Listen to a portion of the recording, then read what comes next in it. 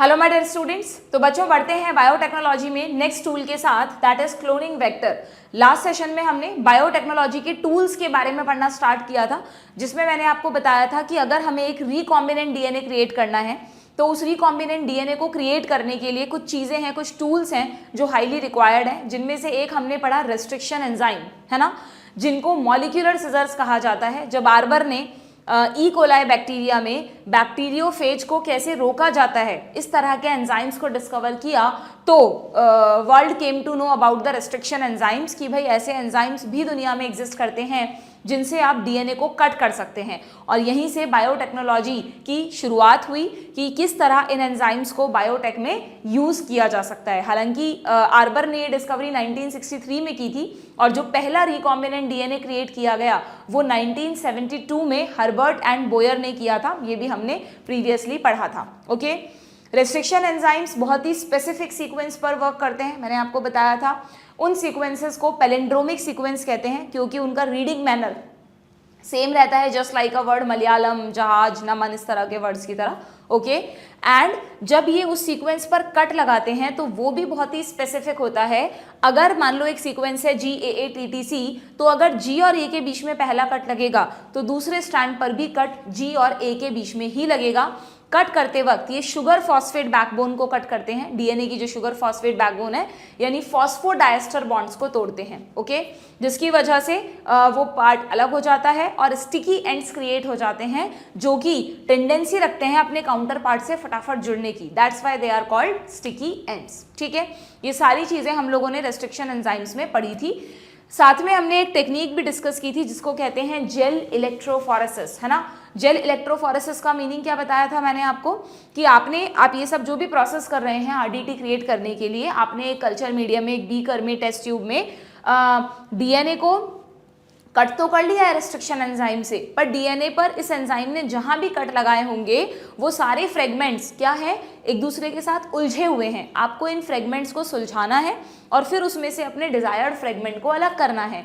तो उसके लिए for the separation of fragments, ध्यान रखना, अगर नीट में पूछें कि डीएनए का फ्रेगमेंटेशन कैसे करेंगे तब तो आपका आंसर होगा यूजिंग रेस्ट्रिक्शन एंजाइम। बट अगर पूछें कि इन फ्रेगमेंट्स का सेपरेशन कैसे करेंगे तो फिर आपका आंसर होगा जेल इलेक्ट्रोफोरेसिस, जिसमें कि मैंने आपको बताया था एगारोस जेल की एक प्लेट होती है जिसमें कुछ गड्ढे होते हैं जिन्हें वेल्स कहते हैं, उनमें डीएनए के सैंपल को लोड कर देते हैं। इस प्लेट को एक इलेक्ट्रोफोरेटिक चैम्बर में रख देते हैं। जिस तरफ डीएनए को लोड किया है वो किससे कनेक्ट करना है हमको, नेगेटिव टर्मिनल यानी कैथोड से, और जो ऑपोजिट एंड है वो रहेगा एनोड यानी पॉजिटिव टर्मिनल की तरफ। जैसे ही इलेक्ट्रिसिटी या वोल्टेज ऑन करेंगे, सप्लाई देंगे, वोल्टेज सप्लाई, तो जो डीएनए के फ्रेगमेंट्स हैं they start to move towards the anode, क्योंकि डीएनए नेगेटिवली चार्ज होता है and based on the size ये एक दूसरे से अलग होते जाएंगे। जो जितना छोटा होगा वो उतना दूर तक जाएगा। तो डीएनए के आपको कई सारे फ्रेगमेंट्स उस प्लेट में अरेंज होते हुए दिखेंगे। बट यस, अभी आपको ये डीएनए दिख नहीं रहा है, अलग तो होगा ये fragments, but you can not see this. तो उसके लिए आपको क्या करना है, आपको इस एगारोस जेल को स्टेन करना है एथिडियम ब्रोमाइड से और फिर इस प्लेट को एक्सपोज करना है यूवी रेज में। Then only you will see the bright orange colour bands of DNA. उसमें से जो भी आपका डिजायर्ड जीन है उसको निकाल लिया जाता है और जेल पीस से उस डीएनए पीस को अलग करना कहलाता है इल्यूशन। ठीक है, ये सारी चीजें हमने लास्ट सेशन में पढ़ी थी। बायोटेक में ये बहुत जरूरी है, जब भी आप अगला सेशन शुरू करो, प्रीवियस सेशन में आपने क्या पढ़ा था वो एक बार दिमाग में रिवाइज होना चाहिए। सारी चीजें एकदम लिंक्ड है एक दूसरे से। ठीक है, चलिए भाई, अब आते हैं हम बायोटेक के very important and second tool पर, that is cloning vector. Restriction enzymes पर आप फर्स्ट टूल लिख सकते हैं, this is the second tool, cloning vector. मैं आपको पहले भी बता चुकी हूँ कि वेक्टर का मतलब होता है जो किसी चीज़ को कैरी करे। जैसे बहुत सारे इंसेक्ट्स होते हैं वो पैथोजेंस को कैरी करते हैं तो वो उनके वेक्टर हुए। बिल्कुल वैसे ही यहाँ बायोटेक्नोलॉजी में वेक्टर का मतलब होता है एक ऐसा डीएनए मॉलिक्यूल जो आपके एलियन डीएनए को कैरी कर रहा है। ठीक है, बट ऑब्वियस जो वेक्टर है वो एक डीएनए मॉलिक्यूल ही तो होगा, तभी तो आप उससे अपने डीएनए को अटैच करोगे। ठीक है, एंड क्लोनिंग वर्ड क्यों यूज करते हैं हम, क्योंकि जो आपने डीएनए मॉलिक्यूल यूज किया है ना, जिससे आप अपना एलियन डीएनए अटैच कर रहे हो, वो जब होस्ट सेल में जाएगा तो वो खुद को मल्टीप्लाई भी करना चाहिए, तभी आपको उसकी मल्टीपल कॉपीज मिलेंगी। That's why it is called cloning vector. मैं आपको बायोटेक पढ़ाते वक्त हर बार ये डायग्राम बना रही हूँ बच्चों, जिससे आप लोग इस चीज़ को समझ सके कि अगर ये प्लाज्मिड है, ठीक है, तो प्लाज्मिड पर रेस्ट्रिक्शन एंजाइम की हेल्प से इस तरह कट लगा दिए जाते हैं, स्टिकी एंड प्रोड्यूस हो जाते हैं, और इस स्टिकी एंड में हम इंसर्ट कर देते हैं हमारा पीस ऑफ एलियन डीएनए, ठीक है, this is the alien DNA, और ये जो पूरा एक बन जाता है, प्लाज्मिड कह लो या डीएनए कह लो, प्लाज्मिड डीएनए ही तो होता है, इसको आप कह देते हैं बच्चों रिकॉम्बिनेंट डीएनए, आरडीएनए, ओके। तो ये जो रिकॉम्बिनेंट डीएनए है ना, ये ही यहाँ पर क्लोनिंग फैक्टर का भी काम कर रहा है। मतलब अगर आपने इसको अभी से इंसर्ट अटैच नहीं किया तो आपके पास जो प्लाज्मिड लेबोरेटरी में है उसको आप as a cloning factor use कर सकते हो। कैसे करना होगा? वही मीडियम में आपको प्लाज्मिड डालना होगा, रेस्ट्रिक्शन एंजाइम डालने होंगे, पीस ऑफ डीएनए डालना होगा, और जोड़ने के लिए ऐड करना होगा लाइगेज एंजाइम, तभी ये चीज जुड़ेगी, वरना नहीं जुड़ेगी, है ना। और इस तरह से आपका रिकॉम्बिनेंट डीएनए क्रिएट हो जाएगा। तो जब भी हम क्लोनिंग फैक्टर की बात करते हैं तो हम प्लाज्मिड की बात करते हैं, इसलिए कई बच्चों के दिमाग में बैठ जाता है कि the only cloning factor is plasmid. ऐसा नहीं है बच्चों। अगर हम क्लोनिंग फैक्टर्स की बात कर रहे हैं ना, तो जो most commonly use cloning factor है वो प्लाज्मिड है, इसलिए मैं बार बार प्लाज्मिड का नाम ले रही हूँ। वरना प्लाज्मिड के अलावा एक और बहुत कॉमन कैटेगरी है क्लोनिंग वेक्टर्स की, जिनको कहते हैं disarmed pathogen vectors. Disarmed pathogen vectors, बड़ा इंटरेस्टिंग सा नाम है, देखो समझना। पैथोजन का मतलब तो तुम सब समझते हो, कोई भी डिजीज करने वाला, और डिसआर्म्ड करने का मतलब मैं किसी पैथोजन से उसका हथियार छीन लूँ, है ना। यानी कोई किसी पर बंदूक चला रहा है और हमने उसकी बंदूक ले ली उससे, तो वो डिसआर्म हो गया। तो डिसआर्म्ड पैथोजन वेक्टर का क्या मतलब होता है?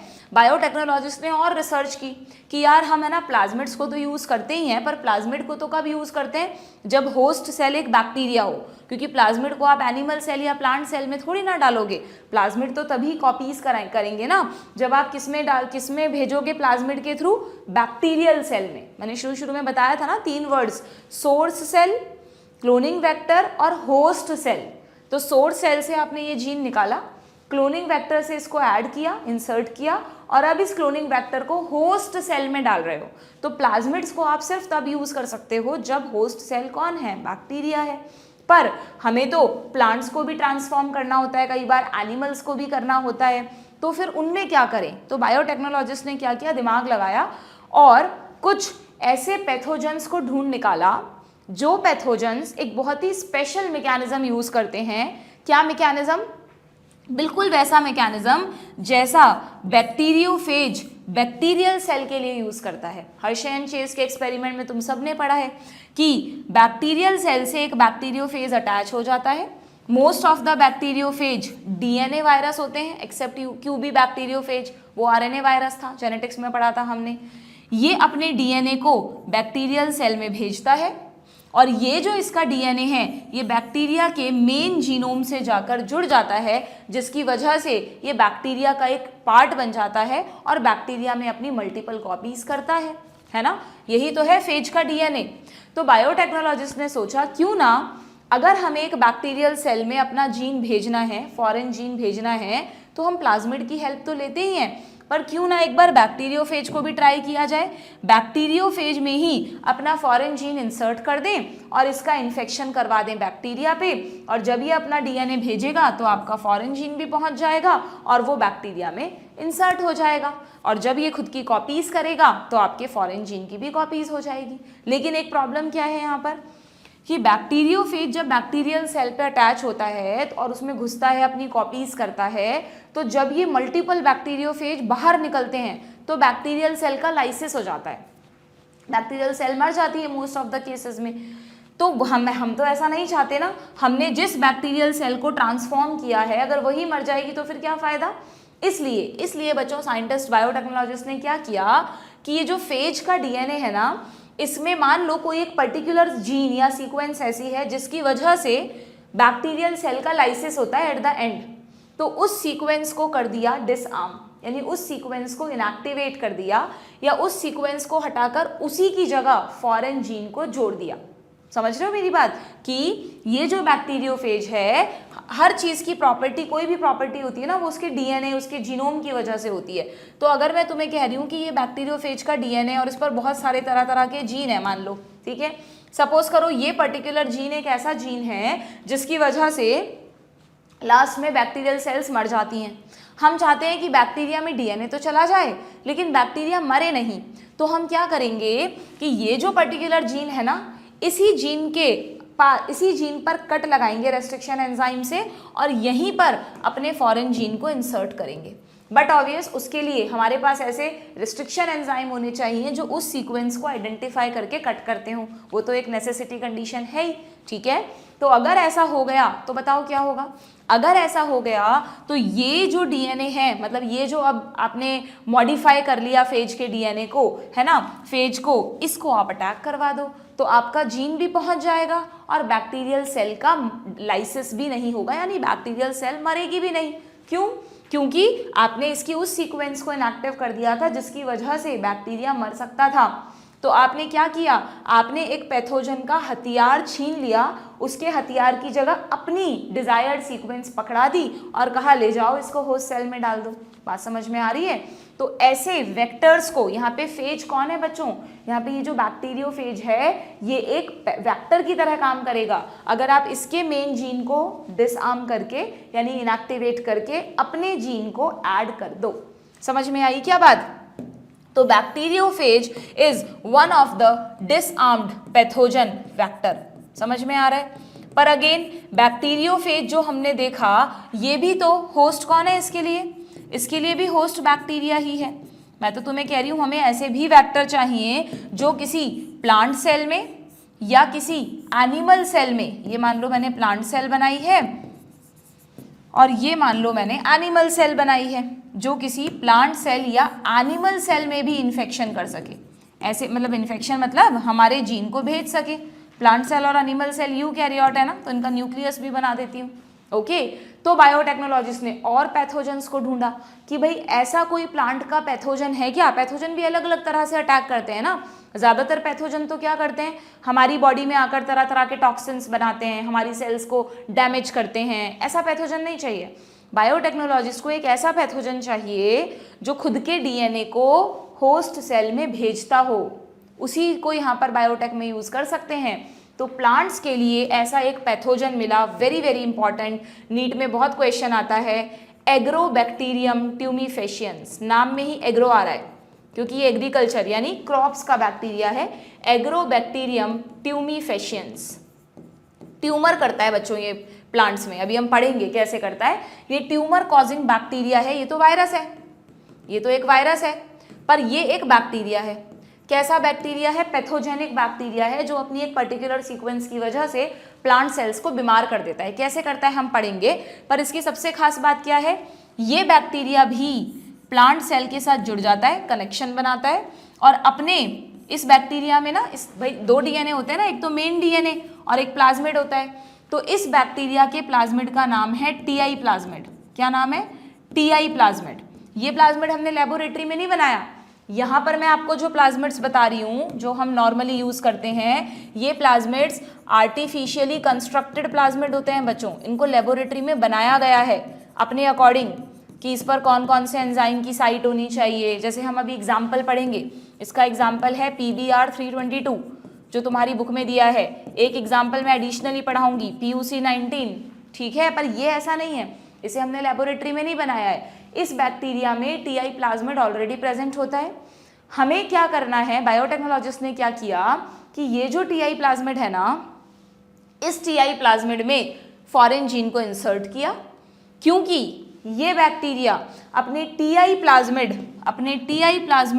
की एक पर्टिकुलर सीक्वेंस को प्लांट में भेजता है। कैसे भेजता है, क्या करता है, वो सब पढ़ेंगे अभी डिटेल में। अभी एक आपको आइडिया दे रही हूँ मैं, जो चीज़ें हम पढ़ने वाले हैं उसके बारे में। तो ये बैक्टीरिया अपने टीआई प्लाज्मिड के भी एक पर्टिकुलर सेगमेंट की कॉपी करके उसे प्लांट सेल में भेजता है। हमें उसी सेगमेंट पर हमारा जीन चिपकाना है और जिससे वो प्लांट सेल तक पहुँच जाए। पर ये बहुत ज़रूरी है कि इस टीआई प्लाज्मिड में जो पैथोजेनिक सीक्वेंस है जिसकी वजह से प्लांट सेल को ट्यूमर होता, उसे भी इनएक्टिवेट करना है। क्योंकि अगर ट्यूमर हो गया तो फिर उस प्लांट सेल को मॉडिफाई करने का फायदा ही क्या हुआ। यानी बायोटेक्नोलॉजिस्ट कितना रिस्क ले रहे हैं, वो एक पैथोजन को यूज कर रहे हैं एज अ वेक्टर कि वो हमारे जीन को होस्ट तक ले जाए, लेकिन होस्ट को उस पैथोजन की वजह से कोई डिजीज नहीं होनी चाहिए। That's why we use the term disarmed. समझ में आ रही है बात। तो प्लांट्स के लिए ये डिसआर्म्ड वेक्टर कौन है, एग्रोबैक्टीरियम ट्यूमेफेशियंस। और एनिमल्स के लिए पता है किसको यूज करते हैं, एनिमल्स के लिए यूज करते हैं बच्चों कुछ रेट्रोवायरसेस को, कुछ कैंसर कॉजिंग रेट्रोवायरस होते हैं, कैंसर कॉजिंग रेट्रोवायरस होते हैं, वो भी सेम मैकेनिज्म यूज करते हैं एनिमल सेल्स में अटैक करने के लिए। कैंसर कॉजिंग रेट्रोवायरस, जैसे HIV नहीं होता, HIV तो कैंसर नहीं करता, एड्स करता है, पर HIV भी तो एक रेट्रोवायरस है। जब हम एड्स पढ़ेंगे तो उसमें पढ़ेंगे कि वो हमारी सेल से अटैच हो जाता है, अपने RNA को सेल में भेज देता है। रेट्रोवायरस तो RNA वायरस होते हैं। अच्छा, कितने बच्चों के दिमाग में आ रहा है कि यार रेट्रोवायरस तो RNA वायरस है, हम इस पर जीन को कैसे जोड़ेंगे। RNA तो सिंगल स्टैंडर्ड है, जीन तो डबल स्टैंडर्ड पार्ट होगा, तो उसको कैसे जोड़ेंगे। तो बिल्कुल वैलिड क्वेश्चन है कि इसीलिए जब भी हम रेट्रोवायरस को यूज करते हैं ना, तो हमें क्या करना होता है, जिस सीक्वेंस को हम भेजना चाहते हैं उस सीक्वेंस का RNA रेट्रोवायरस के RNA पर अटैच करते हैं। रेट्रोवायरस का क्या नेचर होता है बच्चों कि जब रेट्रोवायरस अटैच होते हैं ना किसी भी एनिमल सेल से, तो वो अपने RNA को एनिमल सेल में भेजते हैं, ठीक है समझना, और इस RNA का रिवर्स ट्रांसक्रिप्शन करके उससे वायरल DNA बनाते हैं। ये मैं आपको जेनेटिक्स में बता चुकी हूँ कि सब जगह central dogma of molecular biology follow होता है, यानी DNA से RNA, RNA से protein, but retrovirus is the exception, क्योंकि रेट्रोवायरस पहले RNA को भेजते हैं और RNA से पहले DNA बनता है। नॉर्मली DNA से RNA बनना चाहिए, यहाँ पर RNA से DNA बनता है, बिल्कुल कॉम्प्लीमेंट्री सीक्वेंस का। उस प्रोसेस को क्या बोलते हो आप, रिवर्स ट्रांसक्रिप्शन। तो रेट्रोवायरस में अगर आपने अपने जीन का कॉम्प्लीमेंट्री RNA ऐड किया है, तो जब वो आपके होस्ट में जाएगा तो अपने जैसा DNA बनाएगा, तो सेम ऐसी सीक्वेंस प्रोड्यूस हो जाएगी, ठीक है, और फिर ये होस्ट के जीनोम में जाकर इंसर्ट हो जाएगी और होस्ट का एक पार्ट बन जाएगी। लेकिन अगेन आपके होस्ट सेल को कैंसर नहीं होना चाहिए, तो रेट्रोवायरस में भी हमको उस पर्टिकुलर सीक्वेंस को इनएक्टिवेट करना है जिसकी वजह से कैंसर हो रहा है। तो आपने उसके हथियार छीन लिए और उसकी जगह अपना जीन पकड़ा दिया कि ले जाओ इसे होस्ट में। प्रिंसिपल समझ में आ रहा है ना आपको। तो जितने भी डिसआर्म्ड पैथोजन वेक्टर्स हैं वो सब इसी प्रिंसिपल पे काम करते हैं। अब डिसआर्म्ड पैथोजन वेक्टर्स में जो 3 NCERT में दिए हैं, बैक्टीरियोफेज, एग्रोबैक्टीरियम और कैंसर कॉजिंग रेट्रोवायरस, तीनों को एक ही पैराग्राफ में दिया है। क्लोनिंग वेक्टर में सबसे लास्ट पैराग्राफ पे जाओ, वहां पर हेडिंग है vectors for plants and animals, है ना, उसमें इन तीनों को समझाया हुआ है। ओके, तो हम इस टॉपिक को, क्लोनिंग वेक्टर को में पहले तो प्लाज्मिड्स के बारे में पढ़ेंगे, फिर इसके बारे में पढ़ेंगे, ठीक है। बट इन दोनों के बारे में पढ़ने से भी पहले हम क्लोनिंग वेक्टर के बारे में कुछ जनरल बातें कर लेते हैं। यहाँ पर देखो जरा, जितने भी क्लोनिंग वेक्टर मैंने तुमको बताए है तो उसमें सब में DNA मॉलिक्यूल ही ना। चलो ठीक है, रेट्रोवायरस में RNA था, पर अल्टीमेटली उसने DNA तो बनाया ही था ना। तो यानी क्लोनिंग वेक्टर एक DNA ही होता है जिससे आप अपने जीन को अटैच कर सको, सबसे इंपॉर्टेंट बात, क्योंकि वो वेक्टर है। प्लस ये जो DNA है जिसको आप यूज कर रहे हो, इसके पास खुद का ओराए होना चाहिए कि नहीं बच्चों। पता लगा ये होस्ट सेल में पहुंच गया पर वहां पे अपनी कॉपीज ही नहीं कर रहा, तो फिर तो हमारे बेकार, कोई किसी काम का नहीं है। तो इसलिए क्लोनिंग वेक्टर की इंपॉर्टेंट प्रॉपर्टीज क्या होती हैं। क्लोनिंग वेक्टर एक ऐसा DNA मॉलिक्यूल है which can linked with the alien DNA, plus it can do copies of itself, ये अपनी कॉपीज कर सके, यानी इसके पास ओराए होना चाहिए, रेप्लिकेशन कर सके।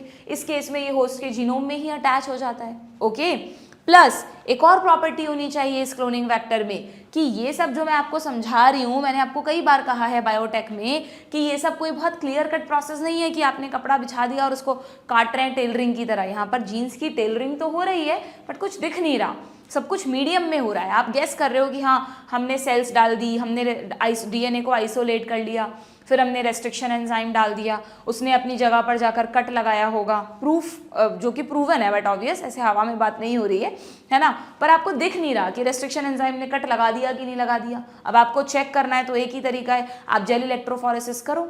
अगर जेल इलेक्ट्रोफोरेसिस में एक ही डीएनए मिल रहा है सारे उसका, इसका मतलब उसका फ्रेगमेंटेशन ही नहीं हुआ। अगर फ्रेगमेंटेशन हुआ है तो स्मॉलर लार्जर अलग अलग बैंड्स मिल रहे होंगे, है ना।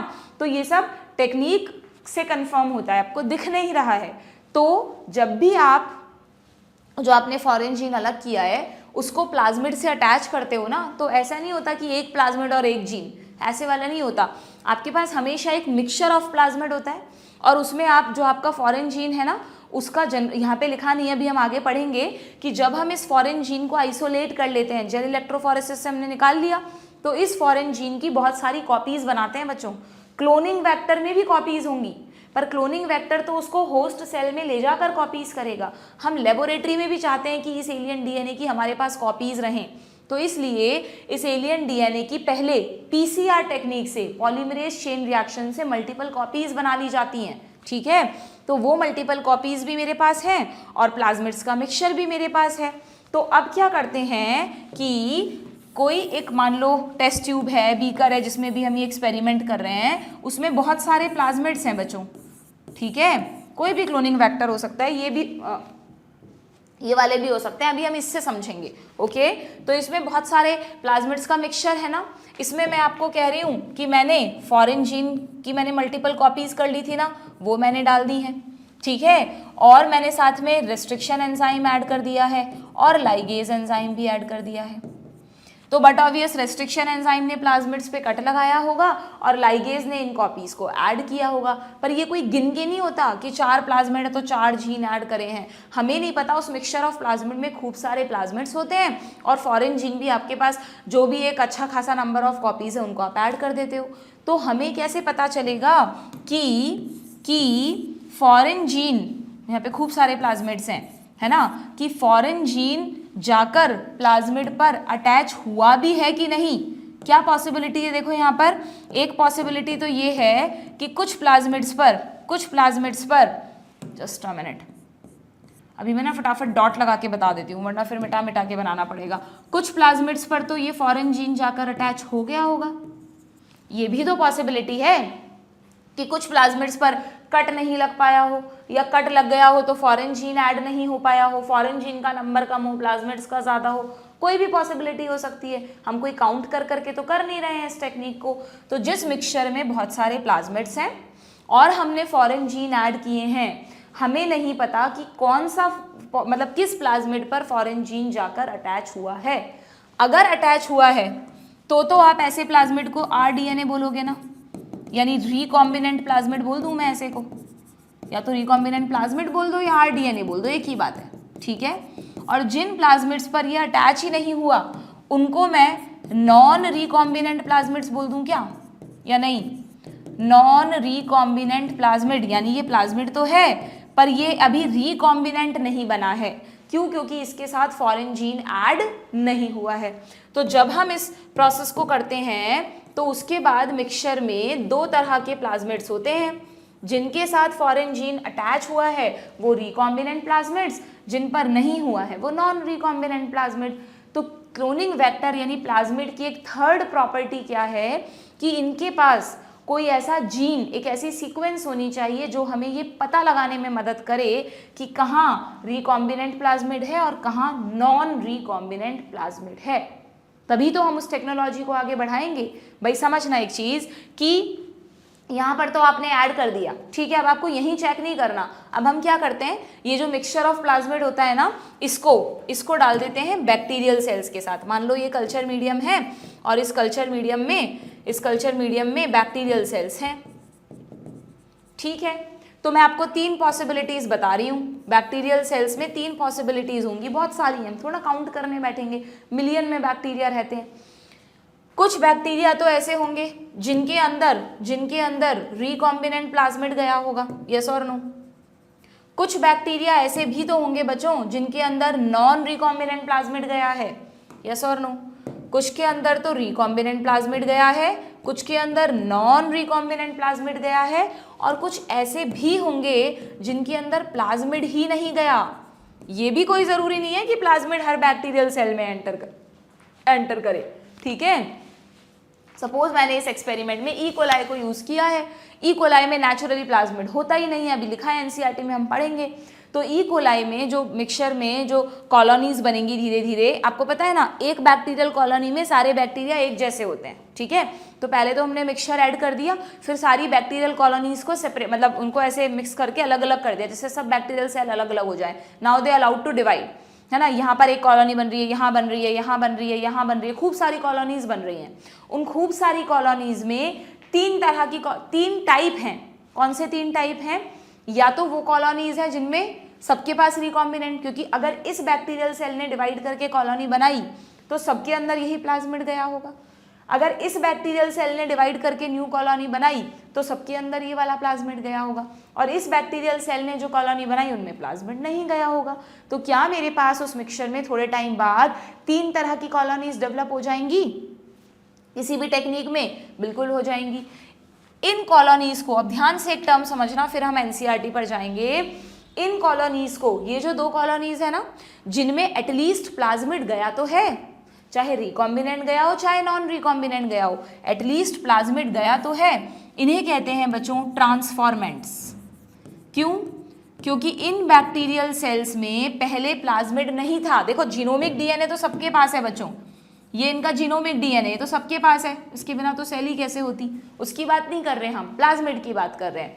तो जिन बैक्टीरियल सेल्स में प्लाज्मिड गया है उनमें कुछ ना कुछ तो नई प्रॉपर्टीज ऐड हुई है ना, इसके पास भी प्लाज्मिड की प्रॉपर्टी आ गई, इसके पास भी आ गई। तो ऐसे बैक्टीरियल सेल्स को कहते हैं ट्रांसफॉर्मेंट्स, क्योंकि इनका ट्रांसफॉर्मेशन हो गया है। वो बात अलग है कि ट्रांसफॉर्मेंट्स में भी दो तरह के हैं, एक वो जिनमें हमारा डिजायर्ड जीन है, जिनको हम कहेंगे रिकॉम्बिनेंट ट्रांसफॉर्मेंट्स। क्या कहेंगे इनको हम? सबसे ज़्यादा उलझाता है बायोटेक में ये वाला टॉपिक, इसको तुमने समझ लिया तो बायोटेक में बहुत कॉन्फिडेंस आ जाएगा तुमको। ये वो ट्रांसफॉर्मेंट्स हैं जिनमें रिकॉम्बिनेशन हुआ, रिकॉम्बिनेंट प्लाज्मिड गया है, तो ये है रिकॉम्बिनेंट ट्रांसफॉर्मेंट, जबकि ये हैं नॉन रिकॉम्बिनेंट ट्रांसफॉर्मेंट। ये भी ट्रांसफॉर्मेंट्स हैं, लेकिन ये कैसे हैं? नॉन रिकॉम्बिनेंट, यानी इनमें प्लाज्मिड तो है पर हमारा डिजायर्ड जीन नहीं है। नॉन रिकॉम्बिनेंट लिखा है ना मैंने, ठीक है। और ये कहलाते हैं बच्चों, ये कहलाते हैं, जस्ट अ मिनट, ये कहलाते हैं नॉन ट्रांसफॉर्मेंट्स। इनका नाम क्या है? Non transformants. इनका तो ट्रांसफॉर्मेशन ही नहीं हुआ, ये तो जैसे पहले थे वैसे ही अब है, प्लाज्मिड ही नहीं गया, बस इनके पास पहले भी जीनोमिक डीएनए था, अभी भी जीनोमिक डीएनए है। बात समझ में आ रही है? जनरली बायोटेक में हम क्या करते हैं, ये जो दो टर्म्स है ना, ट्रांसफॉर्मेंट और नॉन ट्रांसफॉर्मेंट, इसमें बड़े कंफ्यूज हो जाते हैं। एक टर्म है ट्रांसफॉर्मेंट, एक टर्म है नॉन ट्रांसफॉर्मेंट। ये दोनों किस बेसिस पर है कि प्लाज्मिड गया है या नहीं गया। अब अगर प्लाज्मिड गया है तो वो दो तरह का प्लाज्मिड हो सकता है, या तो वो प्लाज्मिड एक रिकॉम्बिनेंट प्लाज्मिड है, या फिर वो प्लाज्मिड एक नॉन रिकॉम्बिनेंट प्लाज्मिड है। बात समझ में आ रही है? तो रिकॉम्बिनेंट और नॉन रिकॉम्बिनेंट वाला क्लासिफिकेशन अलग बेसिस पर है, ठीक है। तो क्या मैं इस डायग्राम के बेस पर ऐसा कह सकती हूँ कि ऑल रिकॉम्बिनेंट्स आर ट्रांसफॉर्मेंट्स? जितने भी रिकॉम्बिनेंट बैक्टीरियल सेल हैं वो डेफिनेटली एक ट्रांसफॉर्मेंट तो है, but all transformants are not recombinants. जितने भी ट्रांसफॉर्मेंट्स हैं उन सबको आप रिकॉम्बिनेंट कह सकते हो क्या? हर ट्रांसफॉर्मेंट में जरूरी है क्या रिकॉम्बिनेंट डीएनए ही गया हो? ये वाला डीएनए भी तो जा सकता है जिसमें कोई चेंज ही नहीं हुआ था। ये बैक्टीरियल सेल के लिए तो चेंज ला रहा है, पर इसमें आपका डिजायर्ड जीन नहीं है। अभी जब आप विद एग्जांपल पढ़ोगे तो और क्लियर हो जाएगा। ये मैंने इसीलिए शुरू में बता दिया, एक बार में समझ नहीं आता ये टॉपिक, अभी मैं इसको दो एग्जांपल्स में रिपीट करूंगी, देन इट विल क्लियर, ठीक है। लेकिन यहाँ तक की चीज़ें समझ में आ रही हैं क्या?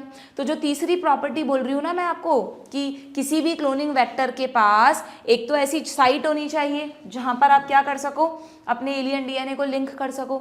दूसरा, उसके पास कहीं ना कहीं क्या होना चाहिए, ओराए होना चाहिए जिससे वो खुद की कॉपीज बना सके।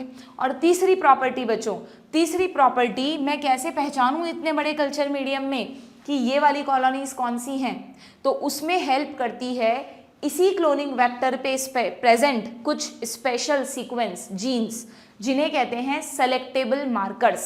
क्या कहते हैं उनको, जैसे हम किसी चीज़ को मार्क कर देते हैं ना, ये इंपॉर्टेंट है, ये पढ़नी है हमें नीट के लिए, वैसे ही हर क्लोनिंग वेक्टर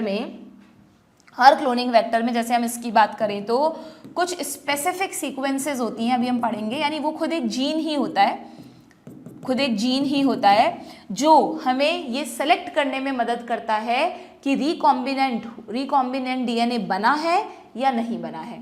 उन स्पेशल सीक्वेंसेस को क्या कहते हैं, सेलेक्टेबल मार्कर्स, जो हमें सेलेक्ट करने में मदद करें। ठीक है, ये जो सेलेक्टेबल मार्कर्स हैं ये हमें दोनों चीजें सेलेक्ट करने में मदद करते हैं। पहले तो ये क्या करते हैं, नॉन ट्रांसफॉर्मेंट्स को अलग कर देते हैं, फिर दूसरे स्टेप पर ट्रांसफॉर्मेंट में रिकॉम्बिनेंट है या नॉन रिकॉम्बिनेंट है ये भी सेलेक्ट करने में मदद करते हैं। दोनों स्टेप पर काम में आते हैं ये हमको।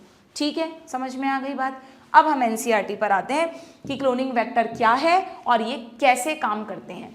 देखो, यू नो दैट सबसे पहले एनसीईआरटी में भी दोनों मेन एग्जाम्पल लिखे हुए हैं कि एक तो प्लाज्मिड और एक बैक्टीरियोफेज। सबसे ज़्यादा यही दोनों यूज आते हैं क्योंकि ये दोनों बैक्टीरिया के लिए यूज होते हैं और मोस्ट ऑफ द एक्सपेरिमेंट्स आप बैक्टीरिया पे करते हो इसलिए। ठीक है, तो प्लाज्मिड एंड बैक्टीरियोफेज क्यों इन दोनों को यूज किया गया, have the ability to replicate within bacterial cell.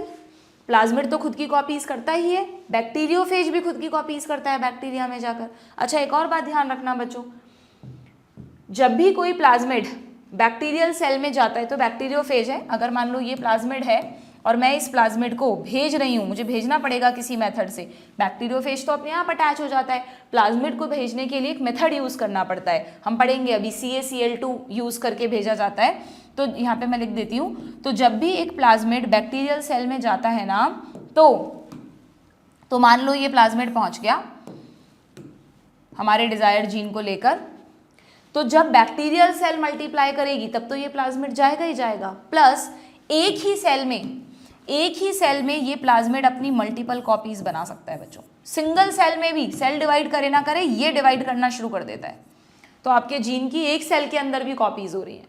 अब जब ये सेल डिवाइड करके 2 से 4, 4 से 8, 8 से 16 सेल बनाएंगी, तब भी प्लाज्मिड्स का रेप्लिकेशन होगा और विद इन अ सेल भी प्लाज्मिड्स का रेप्लिकेशन होता है। ठीक है, तो एक ही सेल में कोई प्लाज्मिड अपनी कितनी कॉपीज बनाता है उसको उसका कॉपी नंबर बोलते हैं। क्या बोलते हैं, कॉपी नंबर।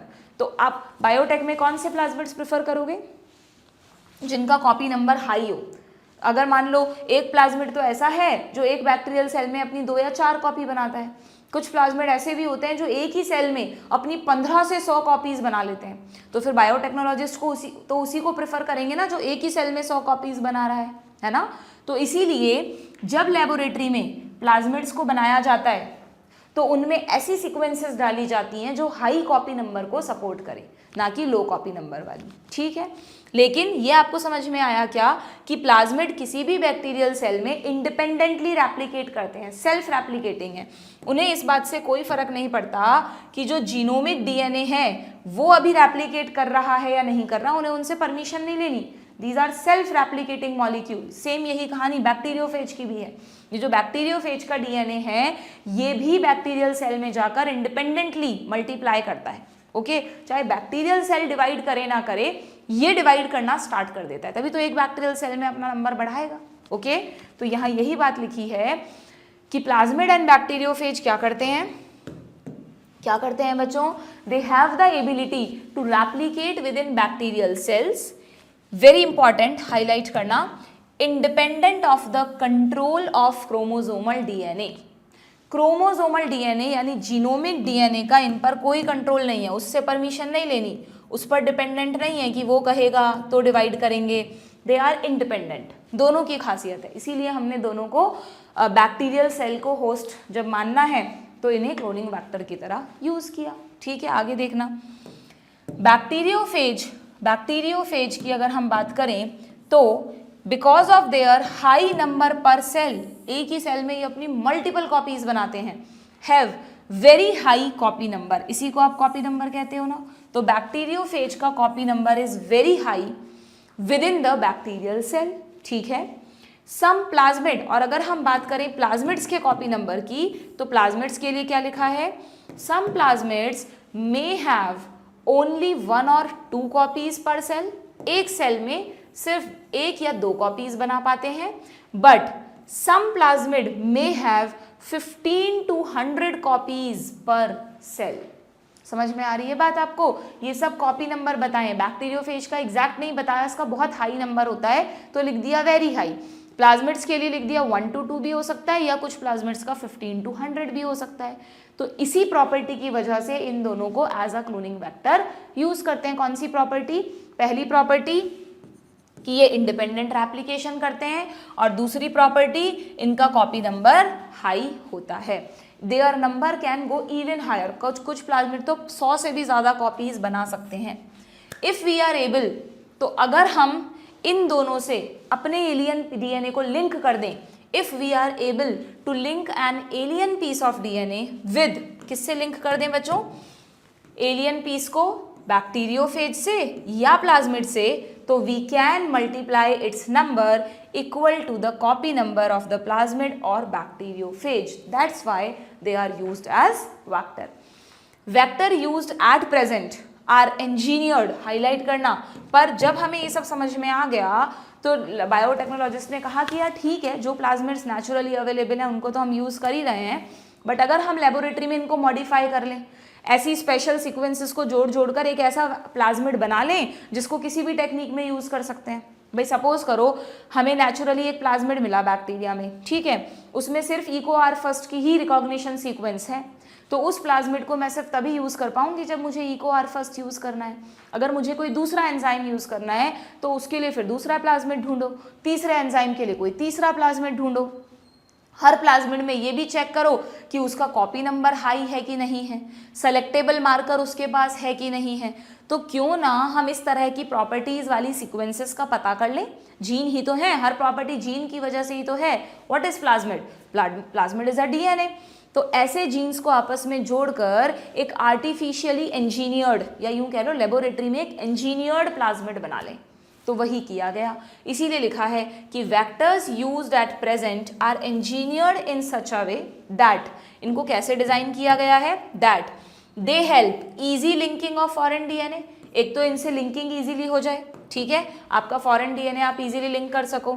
दूसरा, selection of recombinant from non recombinant, वो इस बात में हमारी हेल्प करें कि कौन रिकॉम्बिनेंट है कौन नॉन रिकॉम्बिनेंट है।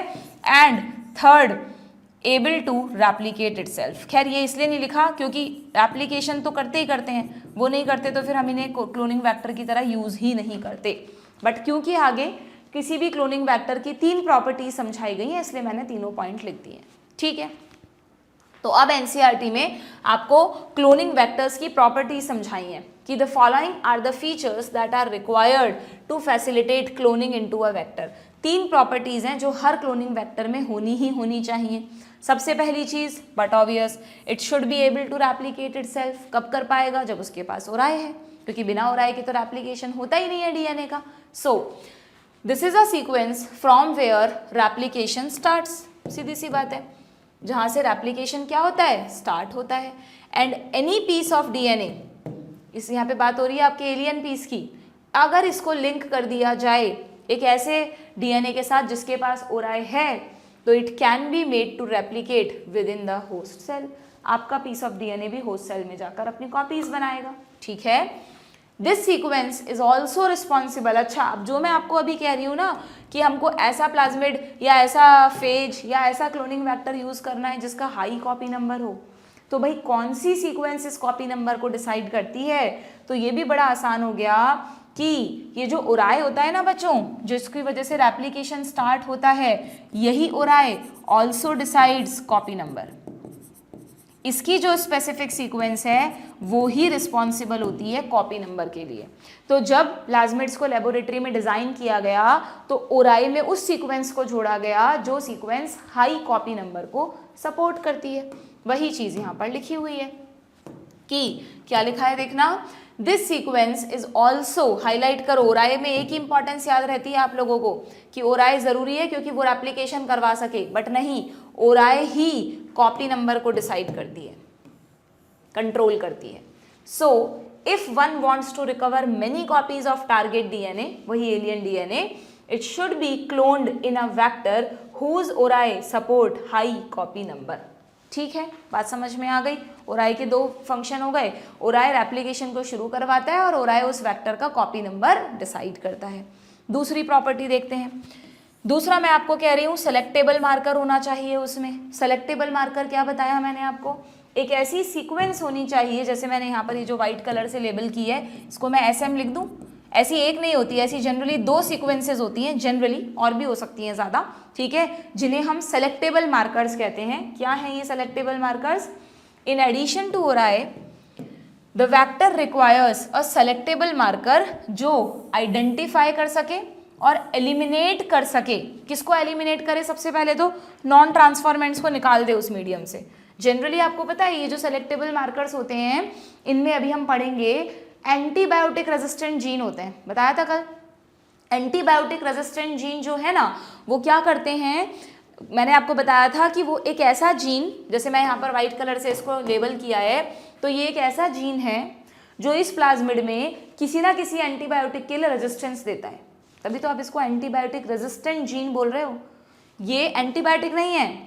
जब अगर मान लो ये प्लाज्मिड इस बैक्टीरियल सेल में गया, अभी हमने ड्रॉ की थी ना, ये प्लाज्मिड एक बैक्टीरियल सेल में गया और मैं आपको कह रही हूँ कि भाई इस प्लाज्मिड के पास एम्पिसिलिन रेजिस्टेंट जीन है, तो अब इस बैक्टीरिया को एम्पिसिलिन कुछ नहीं कर सकता।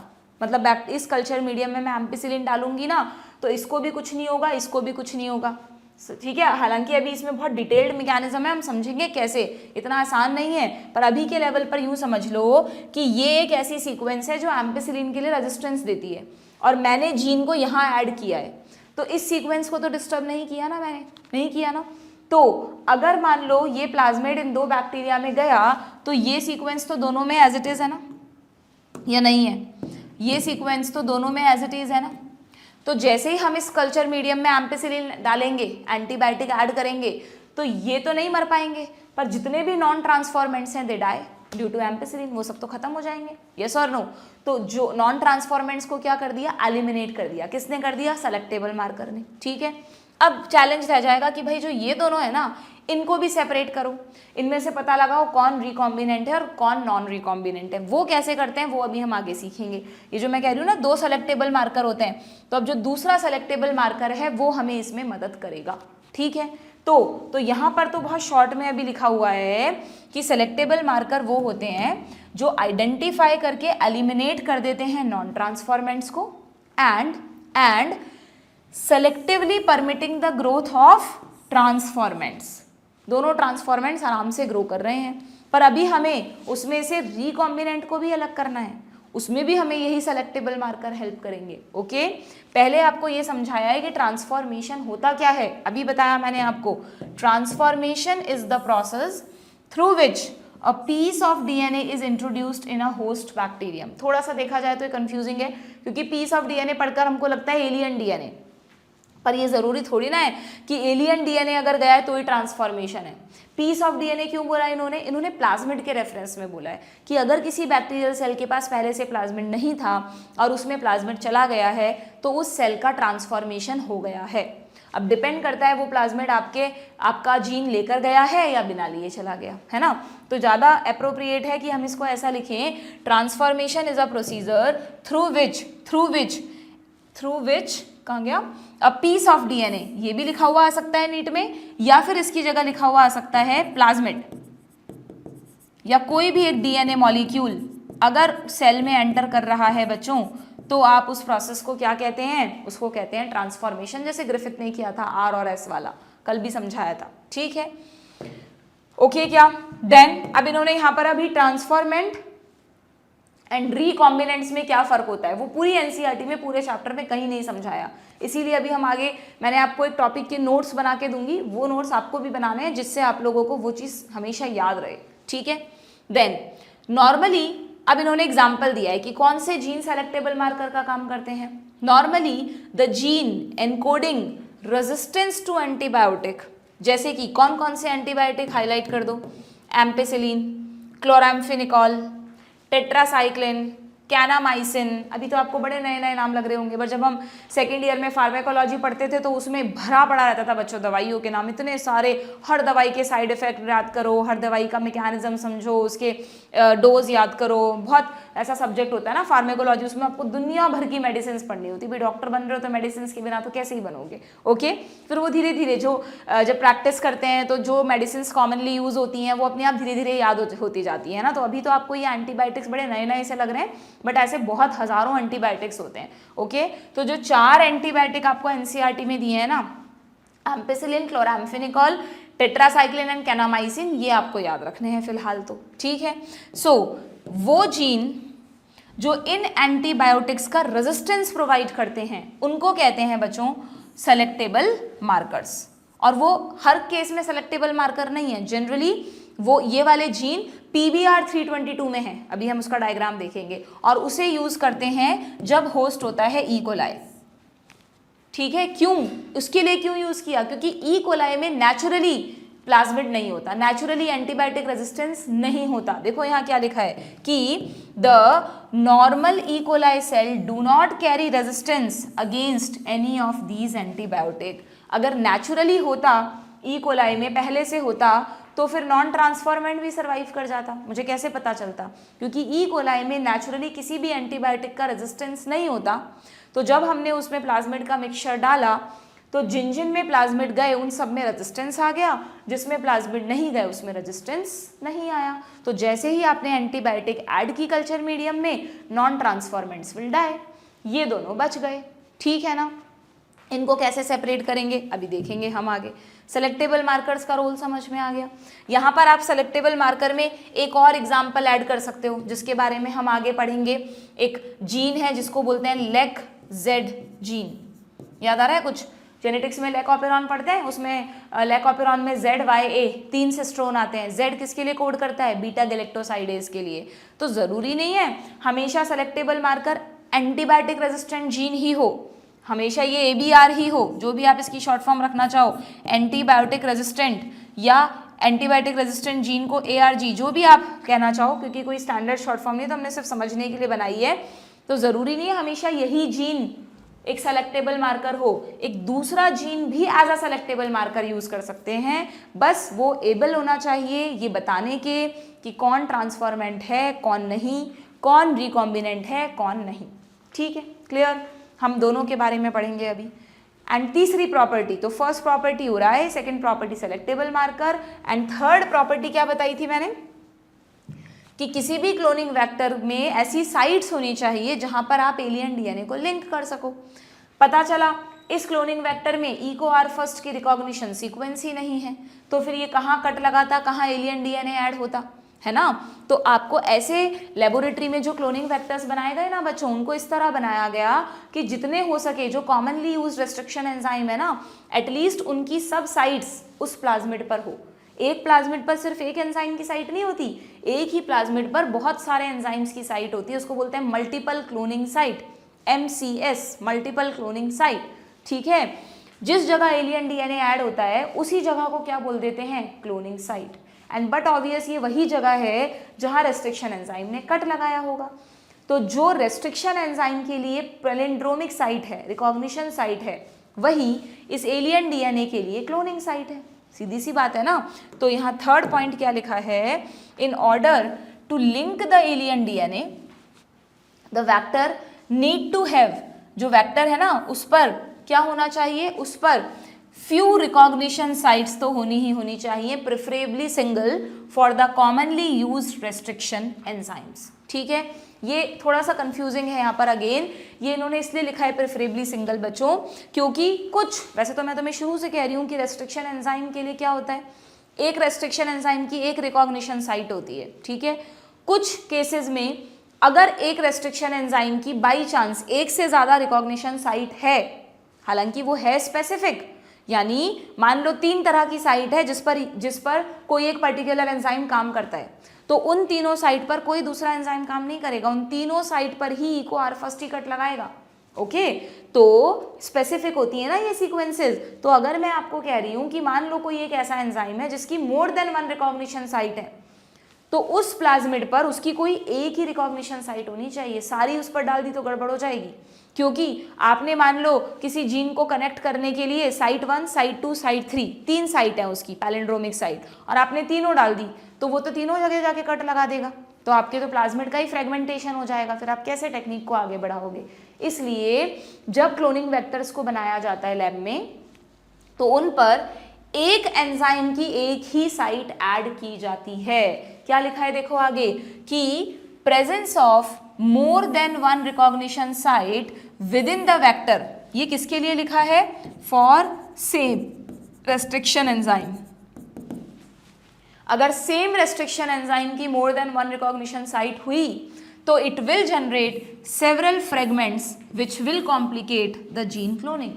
आपका पूरा जीन क्लोनिंग का प्रोसेस ही कॉम्प्लिकेट हो जाएगा, वहीं पर आपके क्लोनिंग वेक्टर के पीसेस हो जाएंगे जो कि नहीं होने चाहिए। इसलिए एक एंजाइम की एक साइट, पर इसका मतलब ये नहीं है कि क्लोनिंग वेक्टर पर एक ही साइट होती है, अलग अलग एंजाइम्स की साइट तो हो ही सकती है ना। आप किसी भी क्लोनिंग वेक्टर को देखो, जैसे आपकी बुक में PBR 322 का डायग्राम है, तो ये जो आपको दिख रहे हैं एरो से दिखा रखे हैं, these are the cloning sites बच्चों। ये किस किस की क्लोनिंग साइट है, जैसे ये जगह जहाँ पे BMH फर्स्ट कट करेगा, स्टिकी एंड क्रिएट करेगा, फॉरेन जीन को लाइगेज इंसर्ट कर देगा। अगर आपने टेक्निक में सेल फर्स्ट यूज़ किया है तो यहाँ कट लगेगा, अगर आपने PST फर्स्ट यूज़ किया है तो यहाँ कट लगेगा, है ना। ये देखो 3 एंजाइम्स की साइट तीनों की इसी जगह पर है, आसपास है, एक सेम नहीं है, अलग अलग ही होगी। तो एक रिकॉग्निशन साइट का मतलब ऐसा नहीं कि पूरे प्लाज्मिड पर एक ही साइट होती है, एक एंजाइम की एक साइट और अलग अलग एंजाइम्स की मल्टीपल साइट्स। ठीक है, समझ में आ गया क्या कॉन्सेप्ट। तो ये 3 प्रॉपर्टी किसी भी क्लोनिंग वेक्टर में चाहिए। फर्स्ट हो रहा है, second selectable marker and third cloning site. Cloning site आपको समझ में आ गई क्या, क्लोनिंग साइट पैलिंड्रोमिक साइट को ही कहते हैं, where restriction enzyme cuts and इसी जगह पर ligase enzyme add alien DNA। समझ गए आप लोग, ठीक है। अब यहाँ पर इन्होंने क्या कर रखा है NCERT में, आपको सीधा यहाँ पर एक बार ना आप अपनी NCERT में ऐसे लगा दो, ये एक तरह से रेस्ट्रिक्शन, ये जो क्लोनिंग वेक्टर्स की हम 3 प्रॉपर्टीज पढ़ रहे हैं ना, वो यहाँ पर खत्म हो गई। अब इन्होंने बिना पैराग्राफ चेंज करे, बिना कोई हेडिंग डाले, सीधा आपको जो PBR 322 का सेलेक्टेबल मार्कर है ना, उसके बारे में एक्सप्लेन किया है, ठीक है, डायरेक्टली या द लाइगेशन से। तो आप वहां पर है ना एक हेडिंग डाल दो PBR 322, और पहले PBR 322 को समझो, फिर मैं बताती हूँ ये NCERT में क्या चीज समझाई है, ठीक है। तो अब हमें 1 बाय 1 वेक्टर्स को समझना है। क्लोनिंग वेक्टर की 3 प्रॉपर्टी तो हमने समझ ली। अभी एक चार्ट बनाया था मैंने कि मेनली वेक्टर में या तो प्लाज्मिड को यूज करते हैं या डिसआर्म्ड पैथोजन वेक्टर को यूज करते हैं। यहाँ पर मैंने एक लिस्ट बनाई है, क्यों भाई, प्लाज्मिड को तो आप कॉमनली यूज करते ही हो बच्चों, लेकिन प्लाज्मिड के बाद मैंने नाम लिख दिया बैक्टीरियोफेजेस, रेट्रोवायरसेस, जिनको आप डिसआर्म्ड पैथोजन वेक्टर कहते हो, ठीक है। यहाँ पर हम एग्रोबैक्टीरियम का भी नाम, ये रहा, हाँ एग्रोबैक्टीरियम लिखा हुआ है ना, एग्रोबैक्टीरियम, ये तीनों लिख दिए। पर एक्चुअली क्या होता है बायोटेक्नोलॉजी में ना, ये जो वेक्टर्स हैं इनका एक लिमिटेशन है कि जब आप इसमें एक एलियन DNA इंसर्ट करते हो तो उस एलियन DNA का साइज छोटा ही होता है। जैसे 15 kb मतलब 15,000 बेस पेयर, 30 kb मतलब 30,000 बेस पेयर। एक ऐसा जीन जिसमें 30,000 बेस पेयर हैं, आप उसको इससे अटैच कर सकते हो। लगभग 15,000 बेस पेयर तक हैं तो प्लाज्मिड से अटैच कर सकते हो। अगर मान लो आपका जो एलियन DNA है वो थोड़ा बड़ा है, उसकी सीक्वेंस लंबी है, इससे भी बड़े साइज का है, तो फिर इनको यूज नहीं कर पाते बायोटेक्नोलॉजिस्ट, तो और नए वेक्टर्स डिजाइन किए गए। तो उस कैटेगरी में आते हैं कुछ हाइब्रिड वेक्टर्स। हाइब्रिड वेक्टर्स में क्या करते हैं बच्चों, सिर्फ और सिर्फ जब आप PY यूज करोगे, इसलिए मैंने नाम लिखा है, आपको कई जगह फेजमिड एंड कॉस्मिड का नाम दिख जाएगा। क्या होते हैं ये, कहीं नहीं लिखा है NCERT में, तो बहुत कम चांसेस है, बट आप जस्ट समझ लो। फेजमिड मतलब फेज यानी बैक्टीरियोफेज, और मिड आया है प्लाज्मिड से। एक ऐसा भी क्लोनिंग वेक्टर बनाया गया जिसमें प्लाज्मिड को भी यूज किया है और उस प्लाज्मिड में फेज की DNA की पर्टिकुलर सीक्वेंसेस को भी ऐड किया है, जिससे इस तरह से डिजाइन हो जाए कि वो 45 kb तक का एलियन DNA आप उसमें ऐड कर सको, ठीक है। ऐसे ही एक कॉस्मिड भी होता है। कॉज सीक्वेंस क्या होती है तो हमें कोई डिटेल में नहीं जाना, जो फेज का DNA है उस पर तरह तरह की सीक्वेंसेस होती हैं बच्चों, उनमें से एक सीक्वेंस होती है कॉज सीक्वेंस। अगर मैं पर्टिकुलर कॉज सीक्वेंस को प्लाज्मिड पे ऐड कर रही हूँ तो कॉस्मिड, अगर फेज के पूरे DNA को या किसी और सीक्वेंस को, कॉज के अलावा किसी और सीक्वेंस को ऐड कर रही हूँ तो फेजमिड, ठीक है। तो फेजमिड और प्लाज्मिड हाइब्रिड वेक्टर हैं जिन्हें 2 अलग अलग वेक्टर्स को जोड़ के बनाया गया। क्यों बनाया गया, so that they can carry a large larger size of alien DNA simply, ठीक है। इससे भी बड़ा अगर हो एलियन डीएनए, होते हैं कई जीन बहुत बड़े बड़े साइज के होते हैं, हमने पढ़ा तो था ह्यूमन जीनोम प्रोजेक्ट में कि एवरेज जो जीन होता है वो 3000 बेस पेयर रखता है, इसलिए ज़्यादातर में तो यही काम कर जाता है। देखो ये 15 KB तक को कैरी कर सकता है, बट कुछ जीन होते हैं ना, जैसे डिस्ट्रॉफिन का जीन पढ़ा था हमने, वो तो बहुत बड़ा जीन था, अकेले पर कितने मिलियन बेस पेयर थे, आप देखना 2 मिलियन के समथिंग थे। तो अगर बहुत बड़ा पीस है, उसे हमें स्टडी करना है, कहीं भेजना है, अटैच करना है, तो फिर और बड़े वेक्टर डिज़ाइन किए गए, उसमें फिर यूज़ करे जाते हैं BAC एंड YAC। BAC पढ़ चुके हैं हम, bacterial artificial chromosome, YAC yeast artificial chromosome, and they can carry the pieces up to 300 KB as well as 1000 KB। इतने तक के पीसेस एलियन डीएनए को ये अपने से अटैच कर सकते हैं, ठीक है। तो ये मैंने इसी सीक्वेंस में अरेंज किया। जनरली आपसे ये कोई साइज नहीं पूछेंगे बच्चों, है ना, ये लगभग ये रेंज है, एक एवरेज है, तो लगभग ये 15 की टेबल, जैसे 15, 30, 45, फिर उसके बाद 300, 1000, इतने तक के बेस पेयर्स को अटैच कर सकते हैं, ठीक है। तो ये सब हैं क्लोनिंग वेक्टर, हमें तो सिर्फ यही पढ़ने हैं, हमारे कोर्स में ये नहीं है, we have to study only these 2, ठीक है। बट यस, ये भी क्लोनिंग वेक्टर्स हैं, इनका नाम तो HGP में आया ही था, याद करो, नहीं याद आ रहा तो पन्ने पलटो, देखो HGP में मैंने कहा था, नीट में PYQ आया हुआ है कि HGP में कौन से वेक्टर्स यूज किए गए थे, BAC एंड YAC, ठीक है। आगे बढ़ूं क्या, तो अब हमें इस PBR 322 के बारे में देखना है, क्या होता है ये समझना। ओके, तो अगर हम बात करें PBR 322 की, which is a very commonly use plasmid, सबसे ज़्यादा कमर्शियली इसको यूज़ किया जाता है बच्चों। इसका जो नाम है वो पता है आपको कैसे पढ़ा, यहाँ पे P stands for plasmid, P तो भाई प्लाज्मिड को इंडिकेट कर रहा है, बाकी जो B और R है ये दो साइंटिस्ट के नाम है, एक है बॉलिवर और एक है रॉड्रिगेज, ठीक है। इन दोनों ने इस प्लाज्मिड को डिजाइन किया था, that's why it is known as PBR। और ये जो 322 है ना, ये अलग अलग बेसिस पर किस डिस्कवरी, मतलब किस तरह से उसको बनाया गया, ऐसे PBR में भी ना बहुत सारी सीरीज होती है, तो उसके बेसिस पर इसका नाम है। कई बार आप प्लाज्मिड के नाम को रेस्ट्रिक्शन एंजाइम के नाम के साथ मिक्स कर देते हो, वो मत करना। रेस्ट्रिक्शन एंजाइम का जो नेम है वो उस बेसिस पर है कि उस एंजाइम को किस बैक्टीरिया से आइसोलेट किया गया and what is the order of isolation, जबकि प्लाज्मिड्स का जो नेमिंग होती है वो अलग अलग बेसिस पर होती है। जैसे एक होता है PUC19, तो वहाँ पे UC stands for university of California, क्योंकि उसको वहाँ पर डेवलप किया गया था। फिर 19, 18, 8 बहुत सारे होते हैं, ठीक है, तो दोनों को मिक्स नहीं करना है हमें, ओके। तो अगर हम PBR 322 की बात करें, तो ये जो PBR 322 है, इस पर आप देख रहे हैं 3 चीज़ें होनी चाहिए ना, देखें ज़रा तीनों चीज़ें हैं क्या भाई। सबसे पहले इस पे ओराए है, बिल्कुल ये रही ori, that is origin of replication, जहाँ से रेप्लिकेशन स्टार्ट भी होगा और यही इसका कॉपी नंबर डिसाइड करेगा। देन दूसरा इस पर होने चाहिए सेलेक्टेबल मार्कर्स, तो देखो ये AMPR, यानी ये जो पर्टिकुलर सीक्वेंस है पूरी जो पिंक कलर से दिखाई है, और एक और सेलेक्टेबल मार्कर जो पिंक कलर से दिखाया है TETR, that is tetracycline resistant gene. इसकी बहुत ही स्पेसिफिक पोजीशन याद रखना, पहले A बाद में T, अगर कंफ्यूज हो AMPR कहाँ था TETR कहाँ था, तो पहले A आता है बाद में T आता है, सीधी सी बात है। तो ये AMPR है और ये TETR है, क्लियर। 2 सेलेक्टेबल मार्कर्स यहाँ पर प्रेजेंट हैं, ऐसे हम लिख दूँ सेलेक्टेबल मार्कर्स को, that is antibiotic resistant gene है यहाँ पर वो, ठीक है। और तीसरी चीज किसी भी क्लोनिंग वेक्टर पर होनी चाहिए क्लोनिंग साइट्स, तो यहाँ पर खूब सारी क्लोनिंग साइट्स दिख रही हैं आपको, यहाँ तो 1 2 3 4 5 6 7 8 एंजाइम्स की क्लोनिंग साइट लिखी है सिर्फ, बट डू रिमेंबर इस प्लाज्मिड पर मोर देन 40 एंजाइम्स की क्लोनिंग साइट होती है बच्चों, मोर देन 40 एंजाइम्स की क्लोनिंग साइट होती है। इसे डिजाइन इस तरह से किया गया है कि ये कम से कम इन सारे एंजाइम्स में हम यूज कर सकें, ठीक है। तो जिन एंजाइम्स की क्लोनिंग साइट यहाँ दी है, वैसे तो आपको उन एंजाइम्स के कोई डिटेल नहीं पूछेगा, but just for your knowledge, जैसे हमको जैसे हमको EcoR फर्स्ट के बारे में पता है कि ये E. coli से अलग किया गया, हिंड थर्ड है यहाँ पर, वो भी सबको पता है, ये हीमोफिलस इन्फ्लुएंजी की D स्ट्रेन से अलग किया गया। तो वैसे ही अगर हम बाकी के नाम देखें, तो जैसे PST है ना, यहाँ पर PST किसके लिए आया है, प्रोविडेंसिया स्टुअर्टी, तो P आ गया और ST आ गया, इस बैक्टीरिया से इसको अलग किया गया था। CLA स्टैंड्स फॉर कैरियोफेनम लेटम, तो C आ गया और LA आ गया, इसका कोई स्ट्रेन नहीं है। फिर BAMH फर्स्ट में B आ गया बैसिलस के लिए, AM आ गया एमाइलो लिक्विफेशियंस के लिए। कोई ज़रूरी नहीं है आप इन नामों को लिखें अपनी NCERT में, क्योंकि मैंने नहीं देखा इनसे रिलेटेड कोई भी क्वेश्चन अभी तक नीट में पूछा गया हो। जस्ट आपकी क्यूरियोसिटी के लिए कि यार ये क्या है, इसके लिए मैंने बताया, आप कोरिलेट कर सकोगे रेस्ट्रिक्शन एंजाइम का नेमिंग कैसे होता है। जैसे ये स्ट्रेप्टोमाइसिस एल्बस के लिए है, पीवीयू में पी प्रोटियस है, वी वल्गैरिस है, जबकि पीएसटी अलग है, पीवीयू अलग है। अब पीवीयू में भी देखो, एक पीवीयू फर्स्ट है, एक पीवीयू सेकंड है।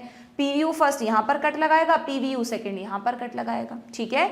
तो ये जितने भी नाम आपको दिख रहे हैं ये सब क्या है बच्चों, ये सब हैं डिफरेंट एंजाइम्स की क्लोनिंग साइट्स। ये क्या है, these are the cloning site.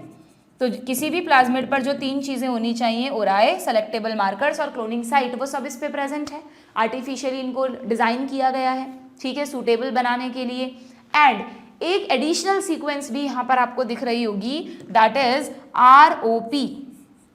ये ROP क्या है, नीट में क्वेश्चन आया हुआ है, आपको ध्यान रखना है। इसके बारे में थ्योरी में कहीं नहीं लिखा है, सिर्फ यहाँ पर लिखा है बच्चों ROP, हाईलाइट कर देना। ROP codes for proteins involved in the replication of plasmid. ROP stands for replication of plasmid. replication of plasmid यानी जब ये प्लाज्मिड होस्ट सेल में जाकर अपनी कॉपीज करता है ना, तो उसके लिए इसको कुछ प्रोटीन्स की जरूरत पड़ती है। उन प्रोटीन्स को कौन कोड करता है, ROP, ये वाली सीक्वेंस कोड करती है, इसलिए इसका नाम है ROP, रेप्लिकेशन ऑफ प्लाज्मिड। तो तुमसे पूछ लेंगे नीट में, और कुछ भी ना पूछ के, ROP कोड्स फॉर, तो आपका आंसर होगा it codes for the proteins which are involved in the replication of plasmid. जैसे कंफ्यूज करने के लिए दे देंगे रेप्लिकेशन ऑफ प्लाज्मिड की जगह कुछ भी और लिख देंगे, तो आपको ध्यान रखना है हम प्लाज्मिड की बात कर रहे हैं फिलहाल। क्लियर। नाउ PBR 322 का स्ट्रक्चर समझ में आ गया ना। अब NCERT में इसका स्ट्रक्चर कहीं नहीं समझाया, बस डायग्राम दे दिया है, थ्योरी नहीं लिखी उसके बारे में, और डायरेक्टली इसके साइड में ये पैराग्राफ दे रखा है। ये जो तुमने यहाँ पर अभी ये 2 लाइन खींची है ना, उसके बाद एक पूरा लंबा सा एक पैराग्राफ है, उसमें इसका सेलेक्टेबल मार्कर कैसे काम करता है वो चीज़ समझाई गई है। पर वो NCERT से तुमको मैं बाद में पढ़ाऊंगी, पहले मैंने इसके लिए यहाँ पर बहुत ही इंपॉर्टेंट नोट्स बनाए हैं जो तुम्हें भी बाद में बनाने हैं, पहले समझ लो, ठीक है। तो देखो, अगर हम समझना ज़रा बच्चों, अगर हम इस PBR 322 को as a cloning vector use करें और NCERT का ही एग्जाम्पल लेते हैं कि अगर हमने इस एंजाइम के थ्रू एक कट लगा के वहाँ पर एलियन DNA को इंसर्ट करा है ना, हमें दिख नहीं रहा कहाँ इंसर्ट हुआ है कहाँ नहीं, हम मान रहे हैं कि हमने मिक्सचर ऑफ प्लाज्मिड में BMH फर्स्ट डाल दिया, लाइगेज डाल दिया और क्लोनिंग जीन एलियन जीन डाल दिए। तो अब हम मान के चल रहे हैं कि BMH फर्स्ट ने यहाँ पर कट लगाया होगा। अब आपको याद रखना पड़ेगा कि BMH फर्स्ट की साइट कहाँ होती है, सबकी तो चलो आप नहीं याद कर सकते, पर एटलीस्ट AMPR पे जिस की साइट है और TETR पर जिस की है वो प्लीज याद कर लेना। देखो AMPR पे तो दोनों PP की है, PST PVU, और TETR पर BS बस की है, ठीक है, बस बहुत हो गया, बस है ना, इतनी सारी चीजें बहुत है हमारे लिए। तो TETR पर बस की है, दैट इज BEM और सेल। क्लियर। तो क्योंकि क्वेश्चन जब आएगा ना नीट में, तो वो आपको जरूरी नहीं है बोले कि PST फर्स्ट ने AMPR पे कट लगाया है, वो तो सीधा कह देंगे कि एक हमने टेक्निक में PST फर्स्ट यूज किया है, बताओ उसकी वजह से क्या चेंजेस होंगे। ठीक है, अभी समझना कैसे करोगे इस तरह के क्वेश्चन को। तो हम एक ऐसा एग्जाम्पल लेके चल रहे हैं जिसमें BMH फर्स्ट को यूज किया, तो BMH फर्स्ट ने कहाँ कट लगाया होगा बच्चों, इधर, ये जो मैंने पिंक कलर से मार्क किया है ना, ये पूरी टेट्रासाइक्लिन रेजिस्टेंट जीन की सीक्वेंस है, पूरी की पूरी एज इट इज। उसके बीच में ही कहीं पर BMH फर्स्ट होता है कि क्लोनिंग साइट होती है, तो इसने कट लगा के लाइगेज ने आपके फॉरेन जीन को ऐड कर दिया। ओके, अब रिकॉम्बिनेंट DNA क्रिएट हो गया। पर सोच के बताओ कि इस रिकॉम्बिनेंट DNA में टेट्रासाइक्लिन रेजिस्टेंस रहा है क्या? It lost the tetracycline resistance. किसी भी जीन के काम करने के लिए उस जीन की इंटैक्ट सीक्वेंस तो होनी चाहिए ना। अगर आपने जीन को ही डिस्टर्ब कर दिया, जैसे मैं वहाँ कह रही थी डिसआर्म्ड पैथोजन वेक्टर में आप अपने एलियन DNA को वहाँ ज्वाइन करते हो जहाँ पर उसकी पैथोजेनिक सीक्वेंस है, यहाँ पैथोजन जैसा तो कुछ है नहीं, तो यहाँ आपने किसी एक सेलेक्टेबल मार्कर को डिस्टर्ब कर दिया है अपना जीन इंसर्ट करते वक्त। देखना यही चीज़ आगे काम आएगी।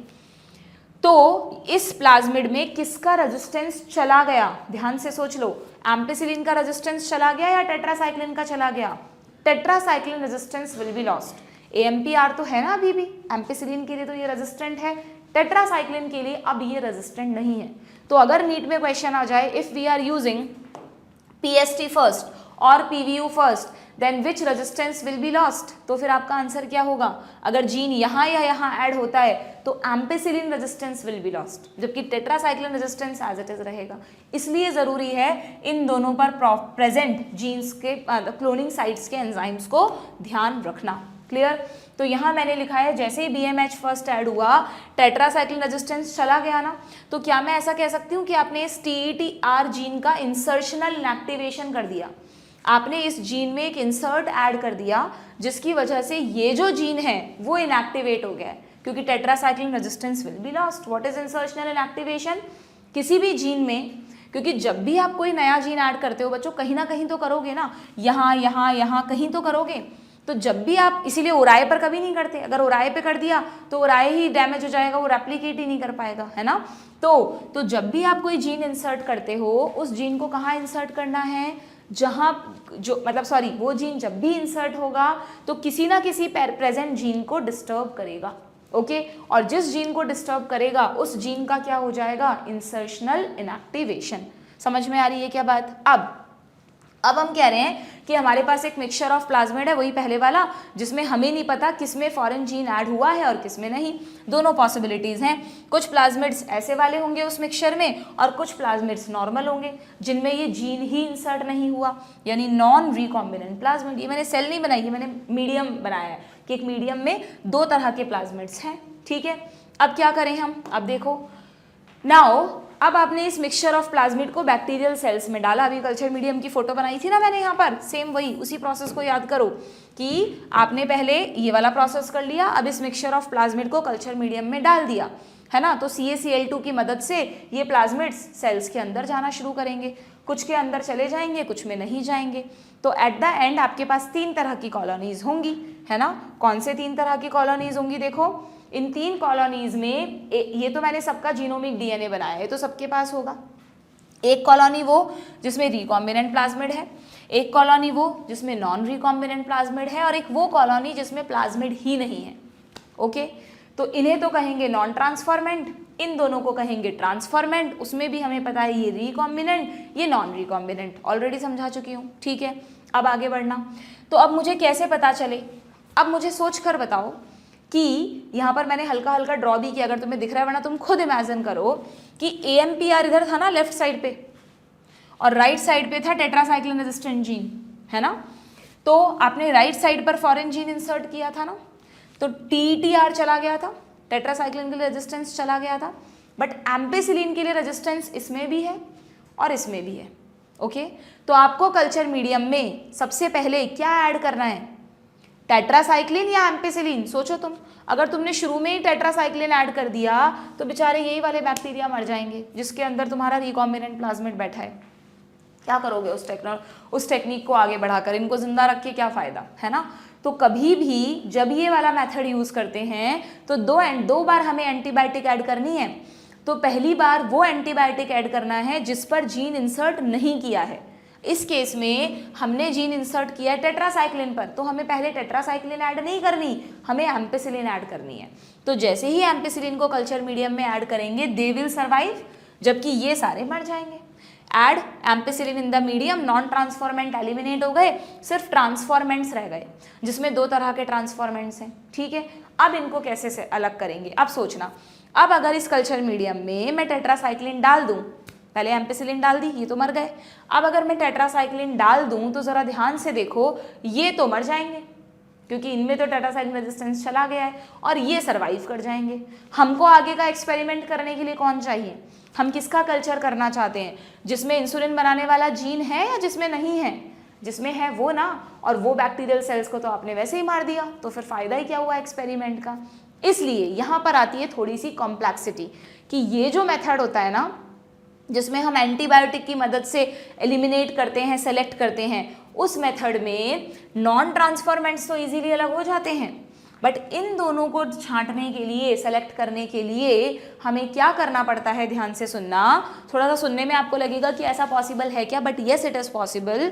ये जो कल्चर मीडियम है, इस कल्चर मीडियम का एक रेप्लिका क्रिएट किया जाता है। इस कल्चर मीडियम का एक और, जैसे हम किसी चीज़ का जेरॉक्स करते हैं ना, वैसे कल्चर मीडियम में भी कुछ चीज़ें होती है कि बैक्टीरियल कॉलोनीज़ को एज इट इज़, कुछ कॉलोनीज़ उस पर चिपक जाए, उसको as it is culture medium में शिफ्ट कर दो, और बिल्कुल टैगिंग होती है कि अगर इस कल्चर मीडियम में यहाँ पर ए कॉलोनी है, यहाँ पर बी है, मान लो ये ए है, ये बी है, तो इस कल्चर मीडियम में भी यहाँ पर ए और यहाँ पर ही बी होनी चाहिए। हम उन्हीं पोजीशंस की हेल्प से पता लगाएंगे कि कौन सी कॉलोनी किसकी है। तो बायोटेक्नोलॉजिस्ट को क्या करना पड़ता है, कल्चर मीडियम का रेप्लिका क्रिएट करना पड़ता है। वो एक पूरा अलग प्रोसेस है जिसको आपको नहीं जानना, एनसीईआरटी में तो ये भी नहीं लिखा ज़्यादा डिटेल में, ठीक है। जैसे ही एक रेप्लिका क्रिएट कर लेते हैं, मैंने यहाँ क्या लिखा है, और replica of culture medium is created, यानी अब मेरे पास दो कल्चर मीडियम है बच्चों, एक तो ये है ही ओरिजिनल वाला जिसमें इनकी भी कॉलोनीज है, इनकी भी है, एक इसका रेप्लिका है जिसमें अगेन इनकी भी कॉलोनीज है और इनकी भी है। इस रेप्लिका में मेरे को टेट्रासाइक्लिन डालना है। जो बैक्टीरिया मर रहे हैं वही बैक्टीरिया मेरे लिए डिजायर्ड बैक्टीरिया है। तो जो ओरिजिनल कल्चर मीडियम है उसमें से उन बैक्टीरियल कॉलोनीज को निकाल लेंगे। जो रेप्लिकेटेड कल्चर मीडियम में डाई मर रहे हैं उन बैक्टीरिया को ओरिजिनल कल्चर मीडियम में से कलेक्ट कर लेना है और फिर आगे भेज देना है कि ये लो ट्रांसफॉर्म्ड बैक्टीरिया, अब कर लो जो करना है इनसे, ठीक है क्या। तो जैसे ही रेप्लिका क्रिएट करते हैं, अब उसमें टेट्रासाइक्लिन ऐड करना है, और टेट्रासाइक्लिन ऐड करने से recombinant diet non recombinant survived, इसीलिए रेप्लिका क्रिएट किया था। वरना मेन कल्चर मीडियम में अगर रिकॉम्बिनेंट मर जाते तो फिर एक्सपेरिमेंट ही बेकार हो जाता, ठीक है।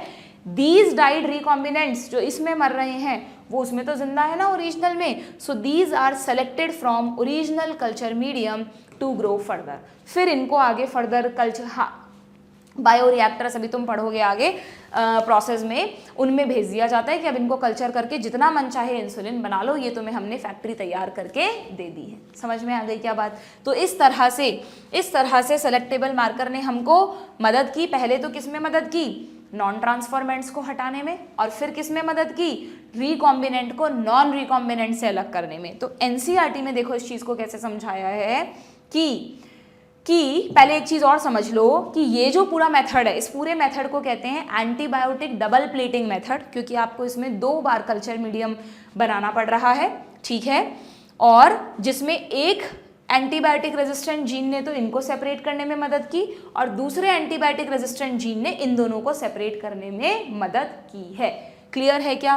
पर इस पूरे मेथड का एक ड्रॉबैक है कि ये बहुत ही टीडियस कंबरसम प्रोसीजर हो गया है। कंबरसम यानी बहुत ज़्यादा जिसमें ध्यान रखने की ज़रूरत है, बहुत मेहनत की ज़रूरत है ना। रेप्लिका थोड़ा भी गलत हो गया, पता चला इधर का उधर हो गया, तो आप इसको रिकॉम्बिनेंट समझ रहे हो जबकि वो तो नॉन रिकॉम्बिनेंट है ना। तो इसलिए बायोटेक्नोलॉजिस्ट ने एक और तरह के प्लाज्मिड डेवलप किए। इनको तो यूज़ करते ही हैं, चाहे कितना भी कंबरसम हो, it is easily available, commercially बहुत ईजिली अवेलेबल है PBr 322, तो ज़्यादातर केसेस में इसको यूज़ करते हैं। बट बायोटेक्नोलॉजिस्ट ने यूनिवर्सिटी ऑफ कैलिफोर्निया में एक और प्लाज्मिड डेवलप किया जिसका नाम है PUC19 या PUC18 या PUC8, कई तरह के हैं। उनमें AMPR एंड TETR की जगह कुछ दूसरे ऑल्टरनेटिव सेलेक्टेबल मार्कर्स यूज़ किए, जिसमें हम देखेंगे LEC-Z जीन जो कोड करता है किसके लिए, बीटा गैलेक्टोसाइडेज के लिए। देखो एनसीईआरटी से समझो तुम क्या लिखा है। पहले तो एनसीईआरटी में यहाँ पे तुमने हेडिंग डाली है ना इसके साइड में, ये PBR की कहानी है कि PBr 322 का जो सेलेक्टेबल मार्कर है वो कैसे वर्क करता है।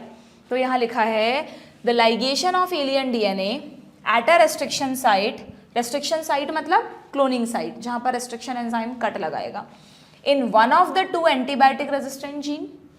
फॉर एग्जाम्पल आपने BMH फर्स्ट को यूज करके फॉरेन DNA को लाइगेट किया, तो वो कहाँ लाइगेट हुआ होगा, TETR पे, ठीक है। द रिकॉम्बिनेंट प्लाज्मिड्स, तो अब जो रिकॉम्बिनेंट प्लाज्मिड्स है ना, जो फर्स्ट टाइप की कॉलोनीज दिखाई थी मैंने, विल लूज टेट्रासाइक्लिन रेजिस्टेंस।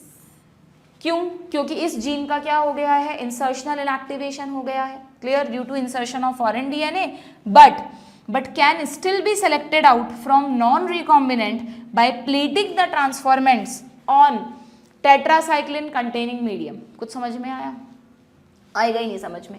ये एनसीईआरटी में एक ऐसा टॉपिक लगा मुझे जिसको बहुत ज़्यादा मॉडिफाई होने की ज़रूरत है, बहुत ही सीधे मतलब बहुत ही 2-3 लाइन में इस चीज़ को ख़त्म कर दिया, जबकि ये स्टेप बाय स्टेप तुमको समझाना चाहिए था कि कब टेट्रासाइक्लिन ऐड करना है, कब एम्पेसिलिन ऐड करना है। इन वर्ड्स का भी इवन ध्यान नहीं रखा गया है ना। देखो यहाँ पर क्या लिख दिया कि due to insertion of foreign DNA but can still be selected out from non recombinant by plating the transformant on tetracycline containing medium. जबकि जब हमने सबसे पहले एम्पेसिलिन ऐड किया है, उससे नॉन ट्रांसफॉर्मेंट को अलग किया है, फिर उसका रेप्लिका क्रिएट किया है, फिर उस पर टेट्रासाइक्लिन डाला है, तब नॉन रिकॉम्बिनेंट अलग हुआ है। ओके, तो आप इसको इससे ना पढ़ें, प्लीज अपने नोट्स बना लें अलग से। ओके, आगे क्या लिखा है, the transformants growing on ampicillin containing medium, बच्चों को समझ में ही नहीं आता कब टेट्रासाइक्लिन लिख रहे हैं कब एम्पेसिलिन लिख रहे हैं, are then transferred on a medium containing tetracycline. ठीक है, अब इन्होंने इंप्रूव कर दिया कि भाई पहले एम्पेसिलिन ऐड किया फिर उनको ट्रांसफर किया टेट्रासाइक्लिन वाले मीडियम पर। The recombinants will grow in ampicillin containing medium but not on that containing tetracycline, but non-recombinants will grow on the medium containing both the antibiotics। देखा था ना हमने, पर इसमें हमें कंफ्यूजन क्या होता है कि अगर रिकॉम्बिनेंट दूसरे मीडियम पे ग्रो ही नहीं कर रहे तो फिर वो जिंदा कैसे रहेंगे, क्योंकि यहाँ लिखा ही नहीं कि वो रेप्लिका क्रिएट करके ऐसा किया गया है। Okay, in case one antibiotic gene help in selecting the transformant whereas the other gene inactivated due to insertion help in selection of recombinant। ये सब जो इन्होंने लिखा है इस चीज़ को हमने अभी अभी सिंप्लीफाई करा है बच्चों, प्लीज़ इसको यहाँ से ना पढ़ें, एक पेज पर ये एज इट इज़ नोट्स बनाकर उसे एनसीईआरटी में चिपका दें। रिवीजन के वक्त तुम्हें नहीं मिलेगा, इसकी फ़ोटो क्लिक कर लो, बाकी नोट्स तो अवेलेबल हैं ही ऐप पर, वहाँ से भी लिख सकते हो आप, अदरवाइज इसकी फ़ोटो ले लो तुम। ये एज इट इज़ पूरा यहाँ तक आपको लिखना है एक पेज पर और उसे यहाँ चिपकाना है, हमेशा इसी से रिवाइज करना है। ये पार्ट नहीं लिखोगे तो चलेगा, ये तो लिखा है एनसीईआरटी में। आगे इसको बताया है कि selection of recombinant due to inactivation of antibiotic resistant gene is a cumbersome procedure. ये वाला जो मेथड है ना, ये बहुत ही कम्बरसम प्रोसीजर है। इस मेथड का नाम क्या बताया मैंने तुम्हें, इसका नाम है antibiotic double plating method, double plating method. कहीं कहीं तो एनसीईआरटी रिक्वायर हाई, मतलब बहुत ज़्यादा हाईली इसमें मॉडिफिकेशंस की ज़रूरत है, वहाँ पर तो होता नहीं है, कहाँ कहाँ हो जाता है ना। Double plating, antibiotic double plating culture.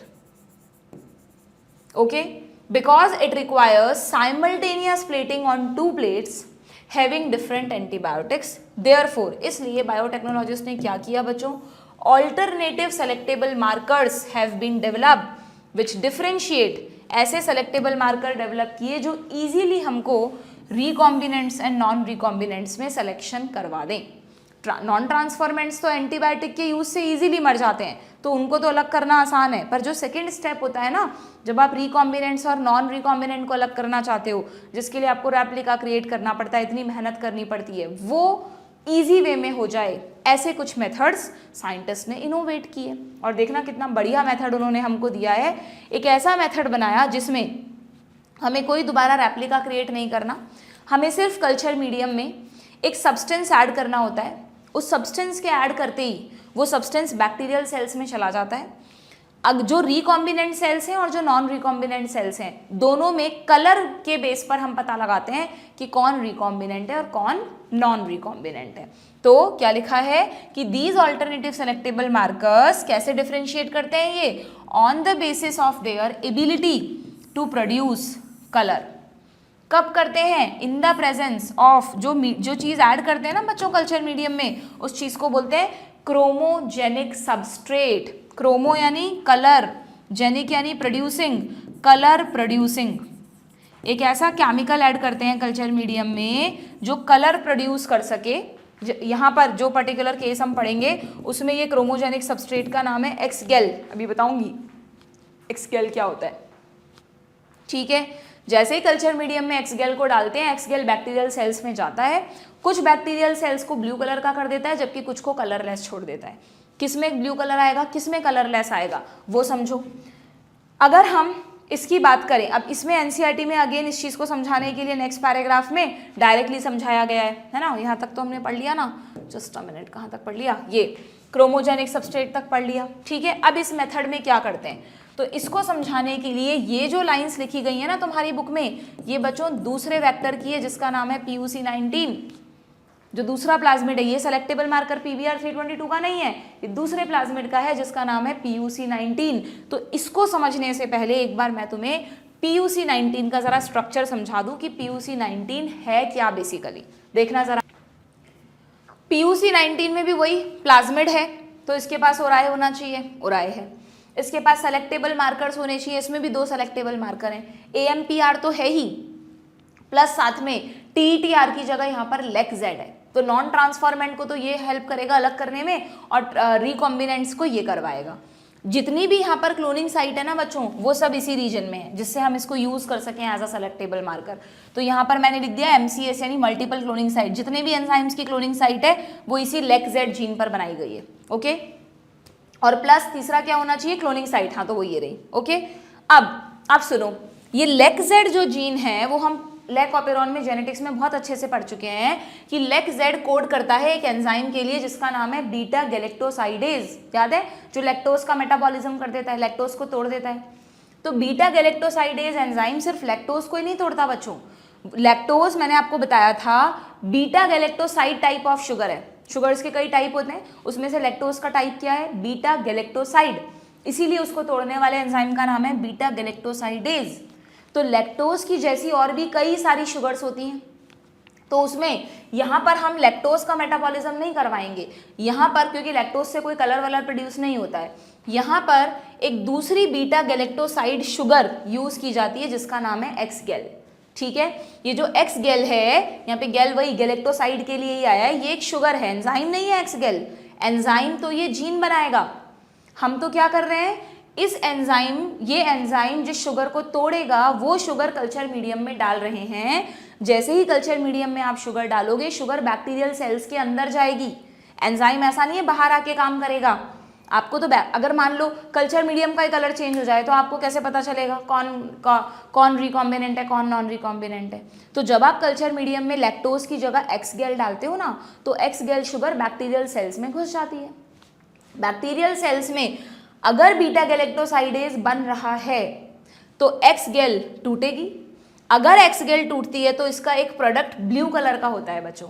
तो बैक्टीरियल सेल का कलर क्या हो जाता है, ब्लू। बात समझ रहे हो ना मेरी आप, कि अगर बैक्टीरियल सेल में ये प्लाज्मिड एज इट इज है ना, एज इट इज है, LECZ जीन डिस्टर्ब नहीं हुआ है, तो ये बैक्टीरियल सेल एंजाइम बनाएगी। तो जैसे ही आपने कल्चर मीडियम में एक्सगेल डाला है वो अंदर जाएगा, एक्सगेल का डाइजेशन होगा, हाइड्रोलाइसिस होगा और एक ब्लू कलर का प्रोडक्ट बनेगा। ये चीज़ मैंने आगे बहुत अच्छे से डायग्रामेटिकली बताई है, यहाँ बनाने की जरूरत नहीं है। ठीक है, कौन सा कलर प्रोड्यूस होगा, ब्लू कलर प्रोड्यूस होगा। तो ब्लू कलर प्रोड्यूस होना किसको बता रहा है, ये देखो, ब्लू कलर प्रोड्यूस होना किसको बता रहा है, आ जाएगा कि यहाँ पे तुम्हें समझ में। अभी यहाँ पर मत देखो, अभी तो तुम मुझे खुद ही बताओ कि अगर ब्लू कलर प्रोड्यूस हो रहा है, अगर ब्लू कलर प्रोड्यूस हो रहा है तो मतलब ये LECZ gene as it is है ना, ये काम कर रहा है, तभी ब्लू कलर प्रोड्यूस होगा ना। अगर मान लो मैंने एक एंजाइम यूज किया, इस पे कट लगा दिया, तो LECZ जीन का इंसर्शनल इनएक्टिवेशन नहीं हो गया। अगर हम एक एंजाइम यूज करें जो इसी LECZ जीन पर कट लगा के फॉरेन जीन को इंसर्ट कर दे, तो इस LECZ का इंसर्शनल इनएक्टिवेशन हो जाएगा। क्या तब भी ये बीटा गैलेक्टोसाइडेज बनाएगा? नहीं बनाएगा बच्चों। अगर LECZ से बीटा गैलेक्टोसाइडेज नहीं बनेगा तो जब एक्सगेल इन वाली बैक्टीरियल सेल्स में जाएगा तो क्या एक्सगेल का डाइजेशन होगा? नहीं होगा। अगर एक्सगेल का डाइजेशन ही नहीं हुआ तो वो ब्लू कलर का प्रोडक्ट नहीं बनाना, तो वो बैक्टीरिया कैसे रह जाएंगे, कलरलेस। समझ रहे हो आप, यानी जिनमें आपका फॉरेन जीन होगा ना वो कलरलेस रहेंगे। ये बहुत कंफ्यूज करता है बच्चों को। मेरे पढ़ने समझाने के बाद आप एक बार दोबारा से लिख कर बोल कर दिमाग में समझ के देखना इस चीज़ को कि अगर फॉरेन जीन इंसर्ट हो गया है तो LECZ इनएक्टिवेट हो गया है, बीटा गैलेक्टोसाइडेज नहीं बन रहा, यानी एक्सगेल तो गया सेल्स में पर एक्सगेल टूटा ही नहीं, और अगर टूटा ही नहीं तो ब्लू कलर का प्रोडक्ट बना ही नहीं। तो जो कॉलोनीज कलरलेस है ना उन्हें आपको सेलेक्ट करना है आगे के लिए। जिनमें ब्लू कलर आ गया वो आपके काम की नहीं है, क्योंकि ब्लू कलर इसलिए आया क्योंकि ये gene LECZ gene as it is है। एज इट इज है मतलब फॉरेन जीन इंसर्ट हुआ ही नहीं है। बात समझ में आ रही है क्या? और ये भी ध्यान रखना, यहाँ पर कलर एक्सगेल नहीं दे रहा, एक्सगेल का प्रोडक्ट दे रहा है, इसलिए एक्सगेल को बोलते हैं क्रोमोजेनिक सबस्ट्रेट। वो एक सबस्ट्रेट है जो कलर प्रोड्यूस करेगा after breaking into its product, जब वो हाइड्रोलाइसिस हो जाएगा उसके प्रोडक्ट बन जाएंगे तो कलर प्रोड्यूस करेगा। अगर एक्सगेल ही प्रोड्यूस कर देता तो सारे बैक्टीरिया में कलर प्रोड्यूस हो जाता। ठीक है, तो क्या किया हमने, जब हमने वही सेम प्रोसीजर कि प्लाज्मिड्स हैं, फॉरेन जीन डाला, कुछ में इंसर्ट हुआ कुछ में नहीं, इस मिक्सचर ऑफ प्लाज्मिड को बैक्टीरियल सेल्स पर डाला तो बैक्टीरियल सेल्स में 3 तरह की कॉलोनीज बनी, recombinant, non recombinant, no plasmid. जिसमें प्लाज्मिड ही नहीं है वो नॉन ट्रांसफॉर्मेंट, जिनमें प्लाज्मिड है वो ट्रांसफॉर्मेंट। ठीक है, अब सबसे पहले मुझे एक्सगेल ऐड नहीं करना, सबसे पहले मुझको उसमें एम्पेसिलिन ऐड करना है, इसीलिए PUC19 पर 2 सेलेक्टेबल मार्कर हैं। जैसे ही मैं एम्पेसिलिन ऐड करूंगी बच्चों तो ये मर जाएंगे ना, क्योंकि इनमें तो प्लाज्मिड ही नहीं है, तो एम्पेसिलिन का रेजिस्टेंस ही नहीं है, बट ये दोनों तो सर्वाइव करेंगे क्योंकि इन दोनों के पास AMPR तो एज इट इज है ना, वो थोड़ी ना हमने उसको थोड़ी ना हमने डिस्टर्ब किया है, AMPR को एज इट इज रखा है, उस पर कोई क्लोनिंग साइट नहीं है। तो एम्पेसिलिन डालते ही ये तो डाइड, ये दोनों सर्वाइव्ड। अब इनको अलग करने के लिए मैं कल्चर मीडियम की कोई रेप्लिका नहीं बनाऊंगी, सीधा उस कल्चर मीडियम में एक्सगेल ऐड कर देंगे। एक्सगेल बैक्टीरियल सेल्स के अंदर जाएगा और दो तरह के पॉसिबिलिटीज होंगी। अगर वो कॉलोनीज कलरलेस ही रह रही हैं तो इसका मतलब वो बीटा गैलेक्टोसाइडेज क्या कर रही हैं, कलरलेस रह रही हैं, मतलब वो बीटा गैलेक्टोसाइडेज नहीं बना रही, तभी तो एक्सगेल नहीं टूट रहा ब्लू कलर के प्रोडक्ट में। और अगर बीटा गैलेक्टोसाइडेज नहीं बना रही इसका मतलब लेक्जेड डिस्टर्ब हो चुका है, लेक्जेड का इनएक्टिवेशन हो चुका है, आपका फॉरेन जीन इंसर्ट हो चुका है। तो colourless colonies are the recombinants, जबकि जिनमें ब्लू कलर दिखने लग जाए वो आपके काम की नहीं है। जनरली हमारी आदत होती है ना कि जो कलरलेस है वो काम का नहीं है, जो ब्लू कलर है वो काम का है, तो हमें नीट में ना फटाफट से टिक कर देते हैं कि blue colour colonies are the recombinant. नहीं, blue colour colonies non recombinant है, इन्हें सेलेक्ट नहीं करना हमको फर्दर, हमें कलरलेस कॉलोनीज को सेलेक्ट करना है बच्चों। ठीक है, तो इस पूरी चीज को मैंने यहाँ पर इस डायग्राम से बताया कि एक ही कल्चर मीडियम में आप क्या कर रहे हो, आप पहले AMPR एम्पेसिलिन की मदद से देख रहे हो, फिर एक्सगेल की मदद से देख रहे हो, जो कलरलेस कॉलोनीज हैं वो आपके काम की हैं, वो रिकॉम्बिनेंट हैं, जो ब्लू कलर्ड कॉलोनीज हैं वो नॉन रिकॉम्बिनेंट हैं। देखो NCERT में क्या लिखा है, in this technique a recombinant DNA is inserted with in the coding sequence of an enzyme. क्या लिखते हैं, अ रिकॉम्बिनेंट DNA की जगह एलियन DNA, हमने एक एलियन DNA को इंसर्ट कर दिया है with in the coding sequence of beta galactosidase. ये कोडिंग सीक्वेंस क्या है, लेक्जेड, तो आपने लेक्जेड में एक एलियन DNA को इंसर्ट कर दिया। अगर वो इंसर्ट हुआ है तो इस लेक्जेड का इनएक्टिवेशन हो गया क्या, इसी को इंसर्शनल इनएक्टिवेशन कहते हैं। ऐसा नहीं है लेक्जेड में कहते हैं, एंटीबायोटिक में नहीं कहते, कॉमन वर्ड है, कोई भी जीन इनएक्टिव हो रहा है इंसर्शनल इनएक्टिवेशन। ठीक है, now the presence of a chromogenic substrate, इसको हाईलाइट करना, क्रोमोजेनिक सबस्ट्रेट, जो यहाँ पर कौन है बच्चों, नाम लिख लो, एक्सगेल, जो कि एक शुगर है लैक्टोज की तरह, लैक्टोज का एक एनालॉग मान लो। ठीक है, gives blue coloured colonies if the plasmid in the bacteria does not have an insert. Blue colour colonies वो बैक्टीरिया देंगे जिनके प्लाज्मिड में इंसर्ट नहीं है, यानी ये कह रहा है non recombinant plasmid. While presence of insert results into insertion and inactivation of the beta galactosidase gene and the colonies do not produce any color, यानी जो कलरलेस कॉलोनीज हैं वो रिकॉम्बिनेंट कॉलोनीज हैं। यहाँ साइड में लिख दो तुम, इस पूरे का रिजल्ट क्या निकला, इस पूरे का रिजल्ट ये है जो मैंने यहाँ लिखा है, ये याद रखना है, नीट के टाइम पे लास्ट में रिवाइज करके जाना है। कलरलेस रिकॉम्बिनेंट है, ब्लू कलर्ड नॉन रिकॉम्बिनेंट है। हमारे काम की कौन होती है, रिकॉम्बिनेंट, जिनमें हमारा फॉरेन जीन होता है। फॉरेन जीन कहाँ होगा, रिकॉम्बिनेंट में होगा, ये तो नहीं समझाना पड़ेगा मुझे। ठीक है, तो अगेन वही कहूँगी, यहाँ भी NCERT में शॉर्ट एंड स्वीट खत्म कर दिया है, but it is not sweet, ये बिल्कुल समझ नहीं आता बच्चों को, तो अगेन इसके भी आपको नोट्स बनाने हैं। ठीक है, ये PUC19 का डायग्राम है, उसके बाद ये इसका वर्किंग मैकेनिज्म है, कैसे कैसे हमने कॉलोनीज को सेपरेट किया, और ये इसका फाइनल रिजल्ट है। ये मत बनाना, ये तो उसका दोबारा डायग्रामेटिक प्रेजेंटेशन है, यहाँ तक बना लेना सफिशिएंट है। ठीक है, तो दोनों जो प्लाज्मिड्स हमने पढ़े PBR 322 एंड PUC19, दोनों के नोट्स आपको बनाने ही बनाने हैं, अगर अभी तक पहले कभी नहीं बना रखे तो। क्लियर, तो ये हमारे क्लोनिंग वेक्टर्स में हुआ कौन सा पार्ट, प्लाज्मिड वाला पार्ट। अभी ये कंप्लीट नहीं हुआ है बच्चों, क्लोनिंग वेक्टर थोड़ा सा बड़ा टॉपिक है, अभी क्लोनिंग वेक्टर में कहने को ये एक ही पैराग्राफ है, बट इसमें मुझे अगेन कुछ चीज़ें तुम्हें समझानी पड़ेंगी, तभी वो आपको समझ में आएंगी। तो रिमेनिंग जो क्लोनिंग वेक्टर्स हैं, जिनको मैंने नाम दिया है, क्या कहते हैं इनको, डिसआर्म्ड पैथोजन वेक्टर्स। तो ये जो डिसआर्म्ड पैथोजन वेक्टर्स हैं, और फिर जो थर्ड टूल है बायोटेक्नोलॉजी का, थर्ड टूल क्या है, ये रहा, this is third tool, competent host, जिसे आप जीन ट्रांसफर मेथड्स भी कह सकते हो। ये जो रिकॉम्बिनेंट डीएनए आपने क्रिएट किया है ना, बैक्टीरिया के केस में तो प्लाज्मिड इन्हें खुद ही दे गया, पर कई बार अब मैं कह रही हूँ प्लाज्मिड को कैसे डालोगे आप बैक्टीरिया में, तो उसके लिए आप कौन सा मेथड यूज़ करते हो, और प्लांट सेल एनिमल सेल के लिए कौन कौन से मेथड यूज़ करते हैं, ये सारी चीज़ें हम नेक्स्ट लेक्चर में कवर करेंगे। आज के लिए बहुत सारी चीज़ें पढ़ ली है, मैंने तुम्हें होमवर्क भी दे दिया है कि तुमको ये नोट्स बनाने ही बनाने हैं, कोई एक्सक्यूज़ नहीं देना, ठीक है। और प्लीज़ मुझे बताना कमेंट बॉक्स में कि ये टॉपिक जो अभी तक तुम्हें कंफ्यूज करता होगा वो अब क्लियर हुआ कि नहीं हुआ। पर उससे पहले जो मैंने बोला है वो करना, पहले नोट्स लिखना, एक बार दोबारा से खुद से पढ़ना, और फिर मुझे बताना कि now is it clear to you और नॉट, ठीक है। तो नेक्स्ट सेशन में हम इसी टॉपिक को कंटिन्यू करेंगे। Okay, good bye.